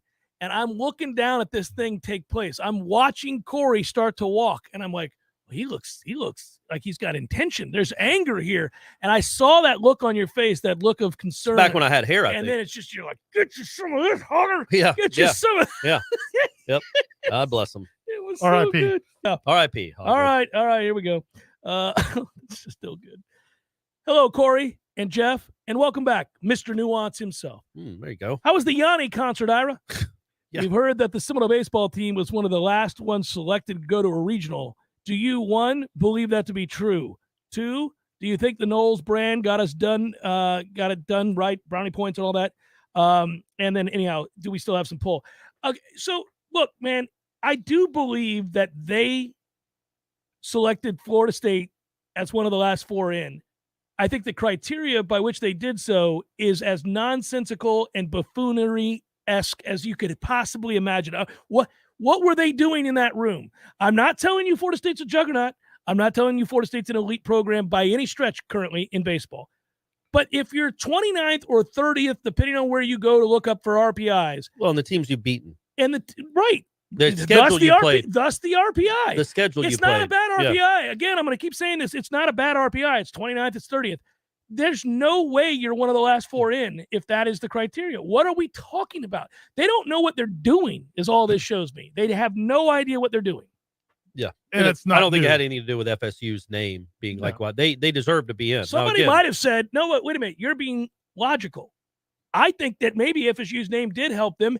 As in, somebody said, hey, wait a minute, are we not putting FSU in for the 450th year in a row? Yeah. I mean, guys, knock I NC forgot State about out. them. Get rid of NC Who State. Who won that Elliott NC State? Who won that NC State Florida State series? Seriously, it could be that willy-nilly. Yeah. It could be that kind of willy-nilly. It came down to that 18-inning game.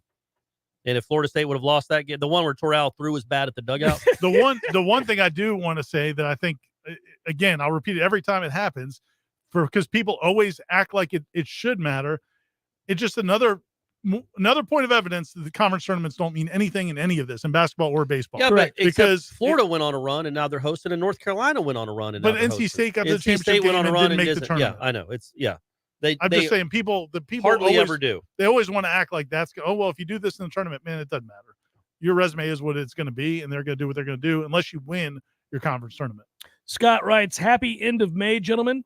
Another month closer to football. Just wanted to check in and see if any of you three have heard any rumblings as to who's taking over for Gene Deckerhoff or where we are in the process. I have not. I've not heard anything. You would think that I would have, at least in terms of just we're in the broadcast business. But no, I have not heard anything. I can. It's getting to the point where we probably should be checking around. Yeah. But no, I haven't heard anything either. Maybe it's Mick Hubert. That's why he retired from Florida. He retired from Florida so he can come over here. Big move for Mick. Yeah, that'd be huge. Yep. That'd be huge for him. By the way, I did not know that. Did he Yeah, he stepped down. Yeah. Him and Deckerhoff, same year. What's going on? It is strange. Yeah. All I remember about, a lot of things about Hubert, but I'm thinking of God. Yeah, he's got the PK Sam. PK Sam, just the devastation.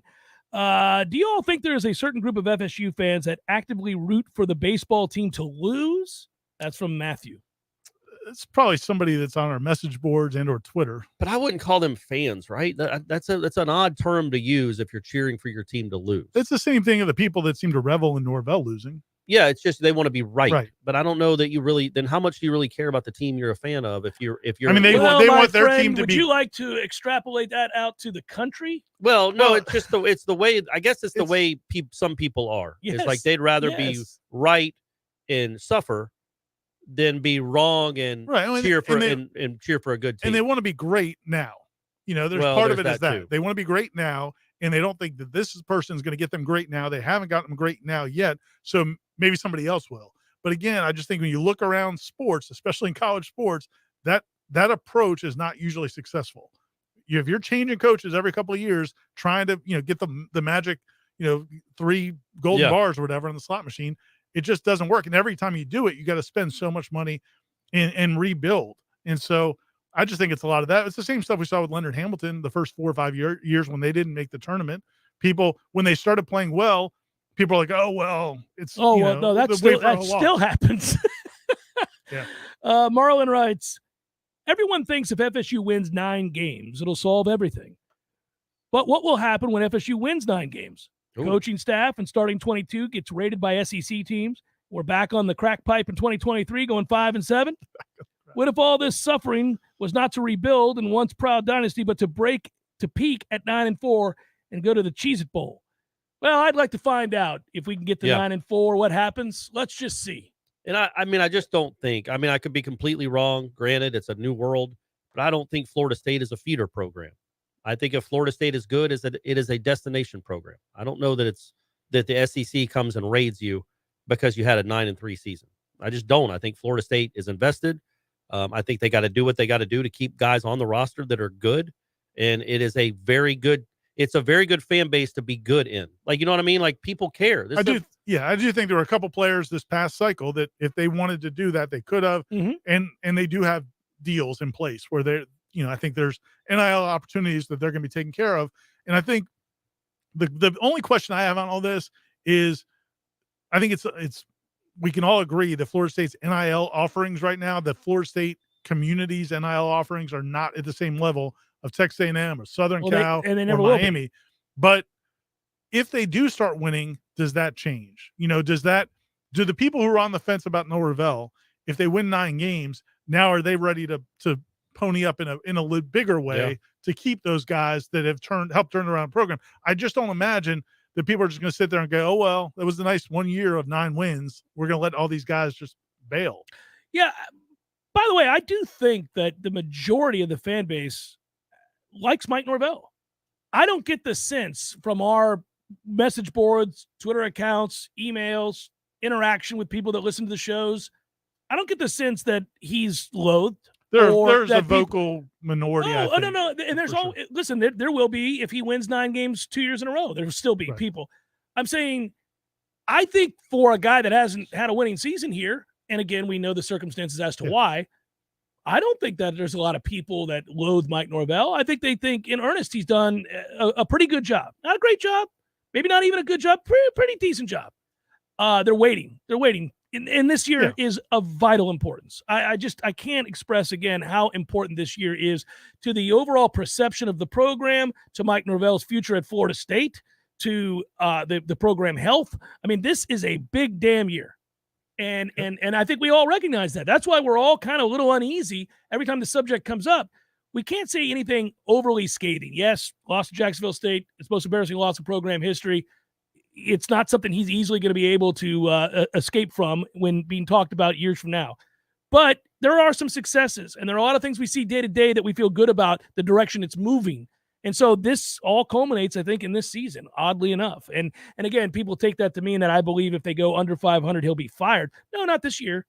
But yeah, I do. I think he'll be fired in 2 and 3 years from now. In due time. Yeah, in due time. It's well, he doesn't need to do that then. I'm antsy for the season. I'm excited for the season because I think they have the potential to have a good year. Well, I think everything stems on winning this year and winning this year means 8 wins. I mean, 7 maybe. 8 it depends wins, on how it looks, right? 8 wins to 9 wins would do so much for him, both in terms of recruiting, getting that next caliber of players. And you could exhale. And you also, I think, would get more buy-in from people who want to donate to NIL. I just think it's going to be easier to recruit the other people who want to, write big checks. I'm not talking about the collectives where people are putting $20 here or $50 there, but people that are writing the big checks for NIL that are you're seeing around the country. I think those people will be more responsive if this team shows, just more proof of concept this season. Somebody said on the chat, we'll go to break here in a second, that, just don't lose to teams you're supposed to beat. Well, when you're bad and you're, in transition, you can lose to anybody, as we've seen. Yeah. Just hit the over. But when you get to a place where you feel like you have enough baseline talent to compete with the middling teams of the ACC, you can't lose the majority of those games. Yeah. Right. You have to beat these types of teams. Like Louisville is not appreciably better than Florida State. Whichever teams you want to name in that group, that seems to be most of the ACC. You can't lose more than you win against those teams. There are only a couple teams in this conference that you would say on the field are appreciably better than Florida State. Clemson, from a talent standpoint, is. There aren't many teams that are. Nope. So agreed. Yeah, there it is. Seminole Headlines, 93.3 Real Talk Radio, Warchant TV. 27 Grill and Barbecue just north of Havana is your final destination for hamburger excellence. But what if you don't know which burger to try? Captain Kenny has turned off the no smoking sign and has a 3-burger flight to help you make your decision. Put down that tray table and let your taste buds fly. Highway 27 Grill and Barbecue, 1 mile north of the last light in Havana. Highway 27 Grill and Barbecue. Get your fill at the grill.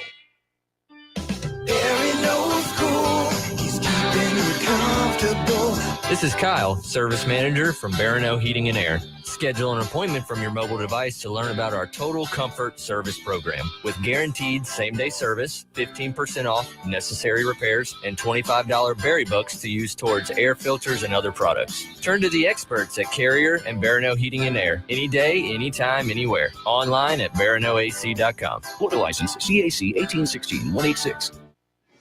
Physical stress on our bodies can take its toll as the years go by. Whether you're looking to get back into an old sport or just want to spend more time outdoors to explore all life has to offer in our beautiful city, the dedicated team at TOC is here for you every step of the way. You can trust TOC for all your orthopedic needs. And now, scheduling an appointment has never been easier. Just visit teamtoc.com and click schedule online.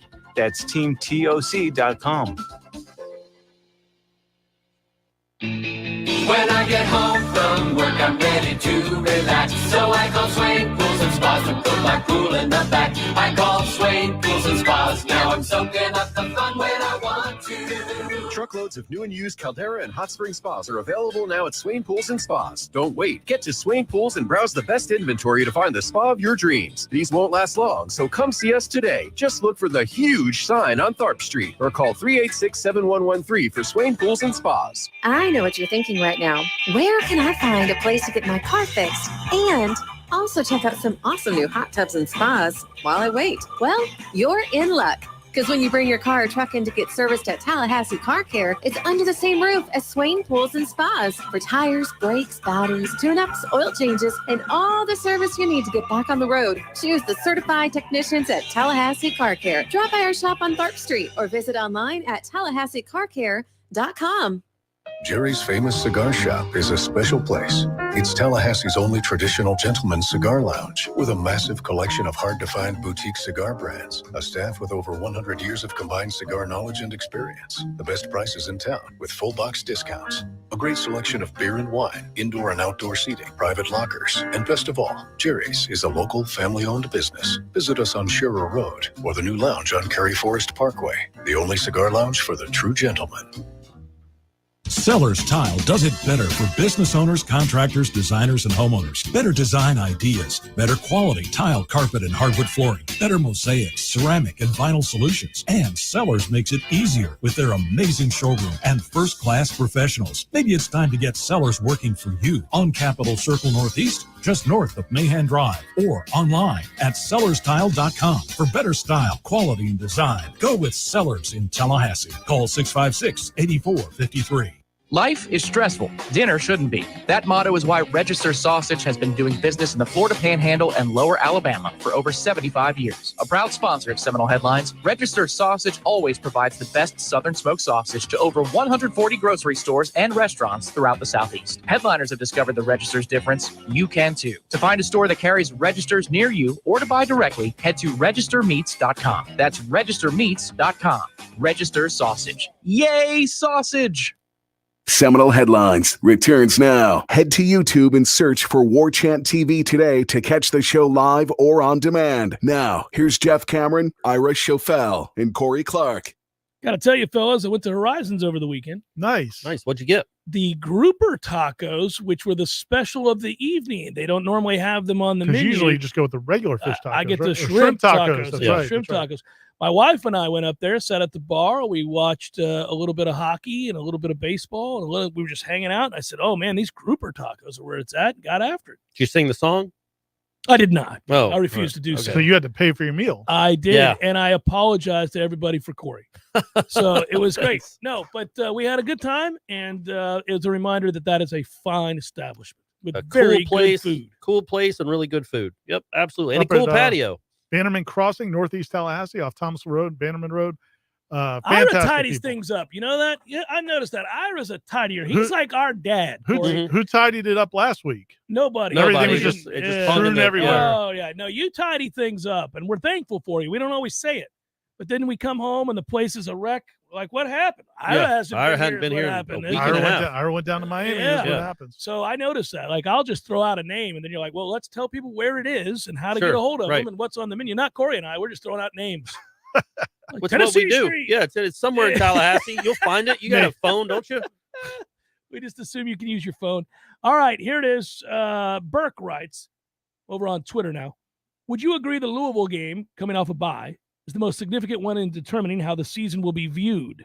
Regardless of the LSU outcome, we need to start 1-0 in the ACC to avoid the negative perception. We have not started 1-0 in the ACC since 2015. Seems about right. Yeah. Well, they haven't been 1-0 in general since 2016. But not 1-0 in the ACC since 2015. Sweet Jesus, kids. Yeah, it's not great. It's not great what's going on. It was a 10-3 campaign. What about little cracks in the armor? What if I told you there was a time where Florida State would go years without losing the ACC game? Oh, I remember it fondly. Yeah, I was of that line of thinking with the Louisville game. And I'm not saying I disagree with it now. It's a big game. It is a huge game. But I think if you win LSU and you lose Louisville, your season's not over. You know what I'm saying? Like, it's a big game. It's a huge game if you lose. It would be a huge one if you lose to LSU because, it kind of gets things back going again. But if you beat LSU and you lose a close game to Louisville on the road, they've got an experienced quarterback.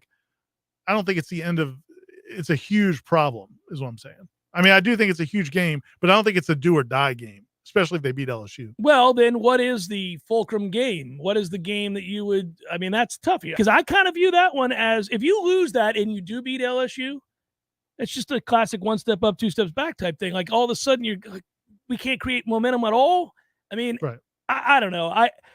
I hear you. I just think but they've got – who's got the better quarterback in that game? Louisville. And you're on the road. So it's hard to say that that's Malik Cunningham is not Joe Montana. What are we doing around here? I mean, he's a pretty good player. Look at his He's numbers, an man. He's a pretty okay- productive player. And they have a good isn't offense. They have a Steve good Young. offense No, for you him. don't. You know I don't have to argue with you about Jordan Travis. You know where I stand on him. Well, he He's a didn't middling say- ACC quarterback. He but didn't I'm say saying, who was the great quarterback in this game. no, He but just I said don't. who's The better. reason they lose this game ought not be because you're going up against Malik Cunningham. I just think you're playing a good quarterback in his home stadium with a good offense that's kind of tailored to him. I don't think it would be a shock if that offense puts up 35 points and now you got to win on the road. I mean, I don't know. Hey, I'm with you, buddy. I'm with you. God, I mean, Louisville had a good offense last year. I think you guys got us cruising to a 4-8 campaign around here. Is what it looks like to me. Yeah, Jeff's the Goodness positive gracious. one. Jeff's the What positive has one. happened in this building? I think I think there's a good chance they'll win that game, but my point is I don't think it's in a shootout. Apparently, I don't think it means the season's over if they don't win that game. Whereas probably early on when didn't the last schedule year, came out, I but kind of last year should have taught us that anyway. I mean, they went 0-4 and then actually played for a bowl game, and it was a kind of an enjoyable last 2 months of the season. tell you what, let's not start 0-4. Let's not do that. Correct. Or even 1-3 would be really bad. Well, I think it's very important you beat Louisville if you do lose to LSU. You know what's a big game for me? Freaking Wake Forest. Oh. You got to be Wake Forest at home. I don't care if they're pricked in the top 25 preseason. I don't care what they did. They need to beat Wake Forest at home. You cannot lose to Wake Forest at home. I'm with you, Ira. That's why I'm drawing the line in the sand there. That's the big one. Tired of Beat that Wake Forest. nonsense. Yeah. Losing out Snuggy Hill is just what happens now. Yeah. We just tolerate losses at Snuggy Hill, but they're not coming to They don't come to Joe Doak. Campbell. No, they don't do that. Riley Skinner's not walking through that door. Somebody better than Riley A Skinner lot is better. walking Yeah, through I that know, that's the door is the problem. problem. Brandon writes, FSU fans keep being told to be patient. This is a rebuild. Then you see a team like Southern Cal that hasn't been relevant in a while, had a worse record, grab anybody they want in the portal. Where do Nole fans find hope in the current landscape when it feels like this team just can't compete? What bothers me about the USC one isn't the portal. It's they went and got the preeminent offensive coach in the world. How'd that happen? And he was at a really good Southern program. Cal, they've got money. They decided to spend it finally. And I think he saw what the landscape with NIL. I think it's NIL. It's like, you know what? I can be Nick Saban out here. I mean, look what they're going to give me money, and I've got the glitz of LA to sell. Right. These Look what kids. Southern Cal was during the Pete Carroll, Reggie Bush era. Of course. Where you had, I remember watching Florida State was still Florida State at that time, and they weren't having that success, but they were still the cachet is Florida State. And I remember I would watch press conferences at Pete Carroll's post-practice press conferences, and there's like 10 TV stations. There's, media Yeah, he had it everywhere. rolling. He had it rolling. It was in the Snoop was there. They're Will hanging out with Will celebrities. Farrell. Jeez. Farrell too, maybe. Farrell might have been there too. Yeah, Farrell probably was there. No, it's and now in an NIL era where you can tell these kids, oh yeah, we're going to get you record deals, and you we're got going to. Beats deals right here, man, and they literally did that. So The I think that's what got Lincoln Riley to there, and then now you've got him in that setting. Man, they're a problem. Well, you saw Lincoln's house, and the money to go with. But the problem, but I would say though I don't know that all means that Florida State can't have success again. I don't think that you're talking about a unique situation. Most of these schools are not going to be able to do that. You're talking, I don't know, is there 8 schools that are going to be playing in that level of the NIL?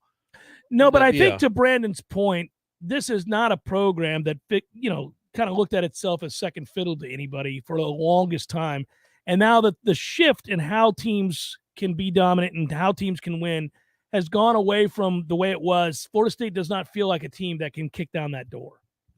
It doesn't feel like a team that can even compete with Alabama, USC, Texas A&M. You can name a few others. Hey, well, just get into the top 20. I know what you're going to say is baby steps. Just try to win the Atlantic for once. Yeah, I agree, but it is beat a Wake hopelessness before you that start he's trying referencing. to compete with USC. But I think the two things I would say is number one, I think the landscape is going to change at some point with controls. They're going to do something to kind of put some sort of control. When you got Nick Saban, everybody in the country is pushing for this. I think there's going to be some sort of controls at some point, which will help. The other thing is I just think, man, if Florida State becomes good again, I think the money people will support it. Yeah, let's see what it looks like when Florida State becomes pretty good or relevant again. If NIL had been introduced in 2014 for the first time, after Florida State had that 2013 team, there would have been people lining up to write checks to support keeping Jameis, keeping all those guys, keeping that team together. And I think it can be there again. It's just, man, you're looking at a program that has stunk for 3 or 4 years now, 4 or 5 years now. Ryan writes, fellas, rumor has it Lonnie spurned a Jimbo offer to send her to A&M to reunite with her former hitting coach, Craig Benedict Arnold Snyder. Craig Benedict Arnold Snyder is what he wrote. Sorry. If you could franchise tag any FSU coach, who would it be? I don't. Jimbo became the AD at Texas A&M. Yeah, well, he all of them. Probably pretty much is. Franchise A coach at Florida State. Atkins? I don't know. We can't use Lonnie. No, softball. Yeah, yeah. I mean, we talking specifically football, or are we just on the campus? Franchise a coach, any coach, I guess. I mean, Atkins is a fine candidate, I guess. I'd say Leonard, but he's 74, pretty old. Yeah, I mean, Atkins might be there. I think it's Atkins, boys. What about Brooke Niles, the beach volleyball coach? And they got a huge transfer, Jeff. I'm sure you didn't see that in your email. I missed it. They got an All-American from either FAU or FIU, but she was a first-team All-American, had a singles record of like 30-3. In that beach volleyball? Yeah. Singles record. I don't know how that works. How does that work? I don't know. But either way, she was an All-American for that team, and she's coming to Florida State for her last year, so maybe they can finally get over the hump and beat USC. Mark writes, even with some positions still not to where we expect them for FSU football, it is okay to out-game plan, out-scheme, or out-coach other teams. What teams does Mike Norvell need to out-coach to show you he is a top 2 or 3 coach in the ACC? Brian Kelly. Go get you some against Brian Kelly. You faced him 2 years in a row. I know it's a different roster that he's got, but you know what he's going to do. He damn near pulled an upset of serious note last year against Brian Kelly. What if 2 rosters looked very different? What do you think the season record is last year if when Milton comes in and that first throw is picked off? They end up having to sit him? I'm going to say, so they don't replace Jordan. Yeah. Jordan still misses the call. I'm going to say they lose Notre Dame either way. Probably maybe 8-4, 7-5 at least. I think they get to 7 wins. 7 wins is probably the answer there. Because they'll blow out Jacksonville State, and I think there's a decent chance. You know what's troubling though, per the coach question here, and this wouldn't be the only group that had this happen. Obviously, they did it down in Miami. What were they doing with Van Dyke on the bench forever? Right. But he was like 3rd on their depth. It's insane. But what's troubling is that they went to those practices and thought it was 50-50. Yeah. Just didn't really know what to do. Not real sure. Hey, man, I'm sorry. I'm not trying to be an ass, but Mackenzie Milton was god-awful. Looked like he'd never played football a day in his life. How did that happen? Here's what I think happened. I think the spring, he was bad the whole spring. Yes. Like noticeably. But he hadn't played football in 2 years. Right. So you were going to give him a pass. Got it. But then the spring game happened, and he was really good. And you're like, oh, that's interesting. Maybe the lights turn on. Right. And then Jordan Travis has to come out of the game. And the first pass that Milton throws as a Seminole is not just a completion. It's better. Yeah. It's so much better than anything Jordan had done the whole game through the air. And it looked like a Jameis type throw. It was through a tight. I mean, look, I know not with the arm strength. It's the decision making. Right. And by the way, he still had better decision making oftentimes as a drop back passer because he was a better drop back passer with no arm and no foot to push off. So you see that spring game, and you're like, okay, maybe he's just not a great practice player. Then Jordan wins the job. And then literally in a tense moment in a 10-point game in the fourth quarter against Notre Dame on national television, he rips off maybe the 2 best throws of the whole season back to back. And you're like, oh, okay, so what he does Sunday through Friday doesn't really mean a whole lot. This kid is built for Saturdays, and you ride with that, and it cost you 2 games. And I think a couple other things played in there. I think Jordan did not play as well as they had hoped in that game. I think Notre Dame changed some things defensively when McKenzie came in. So I just think there was a lot of variables that went into it. But yeah, man, if that doesn't happen, or if however you want to break it down, if Jordan Travis plays in a couple of those other games, well, I think they win them. Yeah, it is frustrating to think about. But yeah, though. you can go out scheme someone. Like I think that happened. Listen, it has. It happened against North Carolina. It happened against Clemson. It happened. Yeah, no. Yeah, but that's what I'm saying is you can prove your bona fides here. You've got a roster that's good enough. It's good enough not to win a national championship, probably not to win the ACC, but it's good enough to at least hit the over. and get above 6.5 wins. When was the last time you think Florida State hit the over in a season win total? 13? 13, maybe. It has to be. I mean, 14. I don't know if 14 was. By the way, boys, you can jump on. I guess 14. Yeah, they couldn't have been 12. Yeah, it would have been so 14 was the last one. You can jump on the numbers right now for look-ahead lines. I talked about this before. I'm a big gambler. But we know. Yeah. 9.5 right now. Anybody listening to this? What's 9.5 points that they're getting from the Canes for that game? Oh, all right. You jumping on that? Man, Van Dyke might already be. I'm curious where Corey. I'm curious where Corey's head's at. Oh, I would jump on 9.5. You would? Oh yeah. Because I think it'll be lower than that when the game comes around. All right, so you're finding the value. Yeah. I'm teaching him well. Here we go, my man. Yep. He sees the value. Well done. Yep. I just keep wasting all this money on Lightning tickets. Seminole Headlines 93.3 Real Talk Radio Warchant TV continues in a moment. Your local news now. The jury in Catherine McMahon's retrial has found her guilty of murder, conspiracy, and solicitation in the 2014 murder for hire of FSU professor Dan Markle. The jury started deliberating just before 1 Friday afternoon and went 8 hours before reaching a verdict. McMahon could face life in prison for murder and up to 30 years in prison for conspiracy and solicitation. Her first trial in 2019 ended with a hung jury and mistrial. McMahon is the third person convicted in the murder for hire plot. Sigfredo Garcia and Luis Rivera are already serving prison sentences, and Charlie Adelson, who was arrested last month, is awaiting trial. Tallahassee Police Department responded to a single car crash Saturday morning that resulted in the arrest of a man for the kidnapping of a woman. The driver was arrested for taking a woman against her will Saturday morning. The victim was a passenger and caused the vehicle to crash around 4:29 a.m. on North Monroe Street. The victim was taken to the hospital with serious injuries. The man was medically cleared and was taken to Leon County Jail. This is Rachel Lene with your Real Talk 93.3 local news update, brought to you by Macklemore Systems, Tallahassee's go-to Mac store. Check them out online at MacklemoreSystems.com. This is meteorologist Paul Trombley with your Real Talk 93.3 weather update. Sunshine mixed with clouds at times this afternoon with a chance for scattered thunderstorms. High of 91, easterly winds 5 to 10 miles per hour. Chance for scattered storms tonight, lows around 69, partly cloudy skies. Slight chance for scattered thunderstorms again tomorrow. High temperatures reach up to 91, mainly sunny skies and calm. This report is brought to you by The Lawn Johns. For all your landscaping and lawn care needs, visit thelawnjohns.com. Right now, 90. There's fun to be had every night at the Corner Pocket. Take home prizes on Trivia Tuesdays and Beer Bingo Thursdays. And kickstart your weekend with Martini Fridays. Plus, happy hour runs every weekday and game day specials every time the Noles take the field. Watch all the best games at the Corner Pocket's Vegas wall, featuring 560 inches of flat screen TV heaven. Oh, really? The best food, the best drinks, and the best place to watch all the games. Tallahassee loves the Corner Pocket.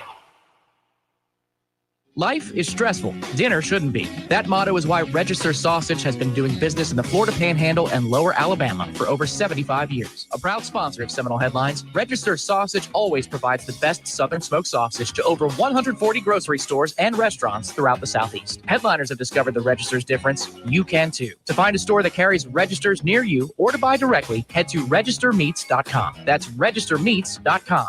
Register Sausage. Yay, sausage! Here's what you missed on the Greg Tish Show. A woman only identified as Mrs. Wong posted on Chinese social media. She had gotten locked down after a first blind date. She discovered that their date's community had gone into swift lockdown after visiting his house for a meal. This absolutely has to become a romantic comedy. Lockdown Love. He was looking for Mrs. Right, but he found Mrs. Wong. Lockdown. Starring Matthew McConaughey. All right. The Greg Tish Show, Monday through Friday, 6 to 9 a.m., only on Real Talk 93.3. Seminole Headlines is brought to you by Register Sausage, serving the Florida Panhandle and Lower Alabama for over 75 years. To find a store near you or to buy directly from Registers, head to registermeats.com. That's registermeats.com. Seminole Headlines returns now. Head to YouTube and search for Warchant TV today to catch the show live or on demand. Now, here's Jeff Cameron, Ira Schofel, and Corey Clark. Sir Stuart Wallace writes regarding last week's suggestion that perhaps Corey and Jeff sometimes don't get along. I would suggest that no more Diet Coke screw-on caps is only going to strengthen their relationship. Yeah. That has changed things. It has. I think all involved. Yeah. I think you respect me more. I think you like me more. And that helps, right? I was hurt by the notion that we didn't get along. Corey and I refute that. Well, don't protest too much. People are going to start thinking there's some cracks behind the armor. Just let it go. Can I ask a question from the Tribal Council? This is from BC Noles last week or the week before that we didn't get to it, and I was out of town. Well, you weren't here to tidy. I know. I didn't tidy it up. No, didn't but tidy Tom it up. Lang reminded me to tidy it up. Oh, okay. Jeff, you brought up the Iceman recently. Was he like a hitman or something? Yeah. Richard Kuklinski. He was a pilot. No. was a Val pilot. Kilmer is not involved. By the way, I've heard it's awesome. Yeah, it's supposed to be really good. I saw it yet. yesterday. Don't say anything. I went and saw it yesterday. Was it good? It was way better than I would have thought it to be. I thought it was going to suck because the first did. one is the worst thing I've ever seen. And then I sat down and went, this is not bad. Yeah. So how's McGillis looking? Is she still holding up pretty well? Not in it. Okay, no. You brought up the Iceman recently, and now I'm in the middle of watching his interviews. Yeah, Richard which I think Kuklinski. you mentioned on YouTube. He's the beast. That guy's a scary M. Blank. Yes, he is. So thanks for that. Have you seen the movie with Michael Shannon from 2012? I guess there's a movie that's about him. No, or something? I haven't seen it. If each of you had to pick one player, past or present, To be a serial from any killer? sport at Oh, FSU no. to be the Iceman, and then parentheses, cold-blooded killer on the field, not in a literal sense, just on the field. I like it better. Who would it be and why? I bet Jeff chooses Shade Tree.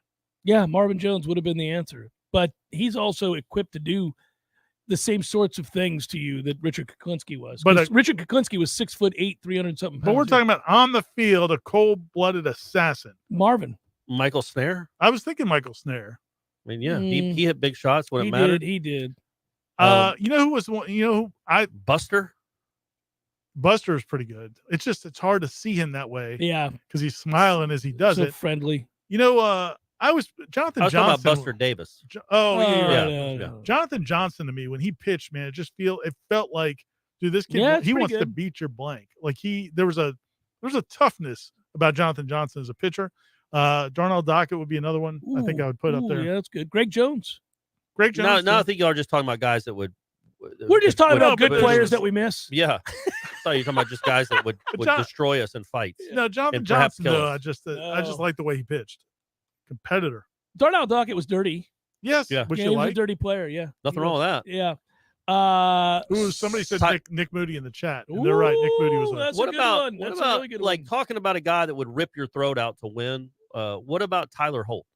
Yeah. Tyler Holt's a good And Jalen Ramsey. Both. I called Jalen a sociopath. Y'all did not like that when I did it. Seemed a bit extreme. I think he and Tyler both were, but when they're between lines, are sociopathic in a good way. Yeah, That's they're a guys thing, right? you want. They're guys you want on your team. But absolutely despise if they're not. I said on your team. Jalen was a sassy bitch. Right, but in a It good seemed way. to fit well. But in a good way. No, not necessarily. Okay. Yeah. Perfect. Let's move on. Then. Next question. Saul writes, just wanted to put out a shout out. Love the show. I listen to it on my route every day. I'm a letter carrier in California. I guess I'll ask a real quick question. First of all, thanks a lot for doing that, man. That's Thanks, awesome. Saul. That's really nice. Nice Saul's of you. driving around Yeah. California, dropping off the letters And listening listening to to the us show. and saying nice things about us. That's really cool. What a time to be alive. He'll ask a quick question, and it is, what is your most memorable interview, any, in your careers? You know what was a memorable one? That Chuck Amato interview.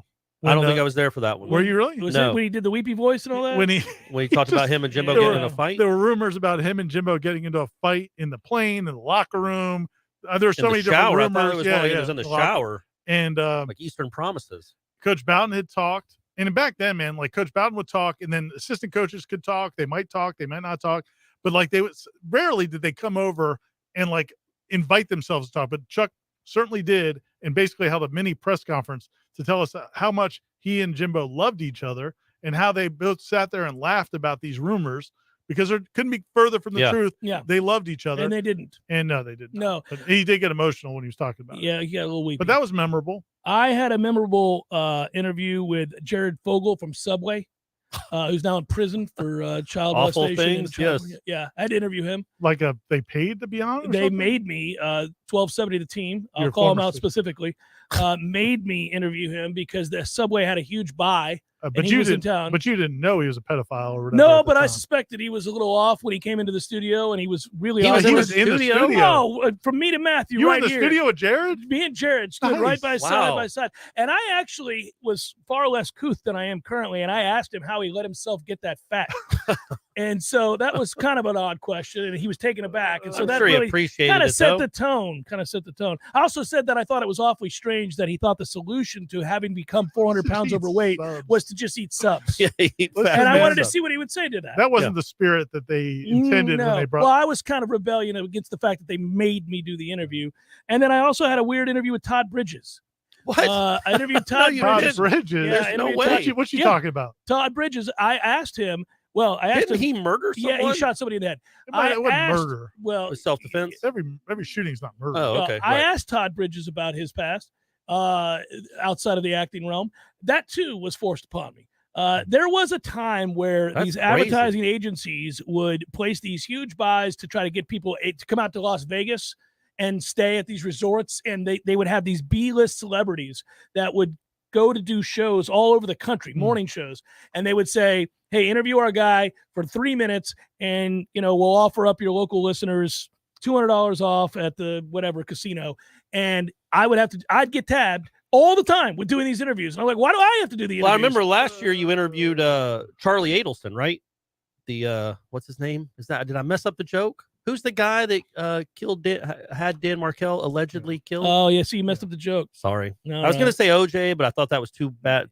Earlier reference. Sorry, guys. That said, by the way, so Todd Bridges. I also interviewed some chick that was in a bad 70s sitcom that I didn't know who she was, and she caught me not knowing who she was. Wendy Adelson is the wife? Yes. You remember. Okay. Golly. The most memorable one I have. Man, that well, I mean, hurts. it was just in the news It's last just week not- because the conduit. You're was so in I'm prison. familiar with than the that. story. Okay. It just seemed very strange. I was going to say, remember Dexter Carter being interviewed? And Andrew Carter asked him a question. This was when he was the running back coach. Wait. Oh, that was a good one. That's a it good wasn't one. just the one with after Ernie Sims fumble. It was Marcus Sims. Marcus Sims. Yeah. Yeah, that was funny. He asked Dexter a question. Dexter starts talking. Meanwhile, there are no cameras on. Andrew Carter is a beat writer. He's just interviewing with the tape recorder. And Dexter Carter starts an answer, stops it, and goes, "You know what? Ask me that question again." And Andrew's like, "What?" He's like, "Ask me." And so he asked him again, and then he had a better answer, which I've never seen before or since. I love Dexter. He's really, really one of the nicest guys. But he had another funny one when we were talking about people that had done awful things. I thought Charlie Adelson fit with the. Yeah, but you missed it. I know. I was swing and a miss. Big swing, horrible miss. So back when Dexter Carter was running backs coach, and they had the vaunted Earth, Wind, and Fire backfield, which was I forgot about that. Ty Yeah, Jones. yeah. Who was Ty Jones? Jermaine Thomas, and maybe Tavares Presley. I think. The Earth, Wind, and Fire back. And he was trying to explain to us why he came up with the Earth, Wind, and Fire background or backfield. And he said, well, Tavares is like the fire or the wind, which one or the other. Jermaine's the other one. And then Ty, he's like the earth, because when you look up at the earth and it's just this big, strong presence, we're all like, what are you doing? It was Neil Armstrong's book I think he was, when he talked about looking at the earth. I think he was, or at Epcot when you go in the spaceship Earth. But I don't know if I told you about this other interview I had, guys. Speaking because he's kind of in the news. Charlie Adelson? No, Wendy. Jimbo Fisher after the national championship. I don't know if I ever mentioned this, that he sat down with me and we went play by play through that final drive of the national championship. I do game. remember this. Yeah, that was a lot of fun. That really was a really cool interview. But it wasn't awkward or interesting, other than it was really good. I thought subject. he just said it memorable. Was. Yeah, okay. It was also. I also liked the time when he sat there and called us all out at the Florida game and said that we were all making up stories for the clicks. Yeah, and the likes. And then the next day, right? He's going A&M. Yeah. I'm trying to think. I have a million interesting interviews. You've with already Jimbo named Fisher. a few of You them. got your chance. No, Next but question. I'm saying Jimbo Fisher alone, but I can't. Some of them I couldn't use. I just have them saved. You need to interview the Iceman is what you need to do. He's dead. Oh, is he really? Richard Kuklinski's dead. Somebody get him? No, he died in prison. He wasn't in great shape by the time it all went down. I would probably not. Things went south for old Richard Kuklinski. You should actually pull up those interviews. They're awesome. No They're chance. fascinating. But then I won't be able to sleep. You've seen it, Corey. No, I don't think so. You have They seen used to the be on Iceman interviews. They used to be on HBO. Yeah, they were on HBO. You but saw them. I watched like half of one, and I'm like, I don't want to watch this anymore. This isn't fun. No, it is fun. He seemed kind of rude and scary. No, he wasn't rude. He was very patient. That's how I like my serial killers. Brad writes, third week in a row trying to get this one answered. So this is why I'm asking. Here we go. I have an end of the Jimbo era hypothetical. Which do you think would have been more impactful for the short term of our football program at the moment? Hiring Mike Norvell to be Jimbo's successor, or hiring Michael Alford as AD? How about the long term? What's the scenario again? If they would have hired, which would have been more impactful for the short term of our football program at that moment? Hiring Mike Norvell to be Jimbo's successor, or hiring Mike Alford as the AD? He would have been, look, whoever took over the football coaching job was going to have a tough time. And that Very tough and I wrote that. I defended Willie, especially the first year, by saying, look, he inherited a mess. Really bad. And this is good, but the problem was he didn't do it. He was not equipped, I don't believe. I think misdiagnosed it, and it didn't know how to Well, he fix started by choosing DeAndre Francois. So he whiffed on the very first decision. And then bringing him back to the team. He whiffed on the very first decision he had to make. What about Casey Anthony? Would that have been a better? Oh, I like the Casey Anthony That probably would have one. been a little funnier. Yeah, better than okay. Charlie. Okay. Didn't interview her. Okay. Well. Do you think CM Punk will be a good AEW world champion? Right, Sean Daly. Oh, man. But back to the other question. We didn't answer. He waited 3 weeks, and we didn't really answer the question. I think if they had made Norvell. the change at AD, I think it's Norvell because he I would have think it's gone still about. Norvell I think it's because- Norvell because of the toxic. He's trying to get rid of the locker room, try to Yeah. flip that locker room. I think that's what was needed right there. Like it's not. I don't think that was No, Alford you're going to right. bring in Lincoln Riley. Like the pool was still the same pool he did Coburn. Well, who was it then? Stan was fishing from. So I think Norvell probably is more in the short term. I don't know if Norvell's the answer long term. But Alford maybe hires a different coach, though, right? Yeah, but I just think whoever takes over is going to have some real difficulty there in the immediacy, and I don't know who was out there that was better. Kiffin, I guess. It wasn't a great class. No, it was. It's a good point. It's a good way of putting it. It's a tough class. Nicholas writes, gentlemen, do we have any news on our awesome new soccer coach for the defending national champions? I'm curious how many players we may have lost in the portal if we've retained the assistant coaches on staff. Thanks for all you do. Okay, so he knows that they brought in the coach from Tennessee, and he wants to know, did we retain the players and or assistant coaches? And I don't have an answer for him. I'm just going to admit it. Yeah, I mean, like, I was out of town last week. The plan was he's been trying to keep the assistant coaches and trying to keep as many players as possible. You would want to keep the players, that's for sure. Yeah. I hadn't heard That's that the the priority. assistant coaches left, but I also was not here last week. So. Well, and I don't know how you follow. Honestly, I'm not asking because I'm lazy. I'm asking because I don't know. How do you follow soccer transfer portal news? You know what I mean? Like, where would that be? How would you know that somebody's in the portal or even that somebody's left? They definitely have lost. I mean, a bunch of players went in the portal. At least a couple bunch of them players left. went in the portal. Well, they went in the portal to save their spot because you have to be in the portal by May 1st to keep your options open if you are going to leave. And then they, I know they've had. But wouldn't they have left by now? Don't they have to have left by now? Is it like football? Let's No, hope you so, just had because to. You had to be in the portal by May 1st, and they did that. But then they have till whenever to actually go. They can go whenever they want. Oh, really? Yeah, you just have to be in the portal by May 1st. There's not a withdrawal date? Like they could leave July 20th? I think so. Or I'm not sure exactly. All right, well then never mind. I was going to say let's we cross just our look at the fingers if roster. they don't leave because listen, this guy has been a good coach, has proven himself, and obviously those girls committed to Krikorian, but I mean they've got a squad that is as highly thought of as any in the country. Well, yeah, and they played with each other, and I Yes. theoretically really like playing with each other, and that shouldn't change. No matter who the head coach is, they're going to be really good, and it's fun to win games. Again, on the roster right now, they still have the same assistant coaches, and last I had heard that their plan was to keep them. So, but Knock this on person wood, that's what asking this question may know more than we know. All right. But Good work out of you, sir. Good Oh, we work, done? Corey. Yeah, we're done. I'm going to lament the Charlie Adelson thing. Hey, for a you long got to time. shake it off. I can't. You I'm never got going to to get over shake it. it off. You whiffed. Yeah, I did, but it was a It's big okay. one. I It's a still big love one. you. All I right. still love you. See, nobody's All going to right, believe there that. we go, guys. Bye, everybody.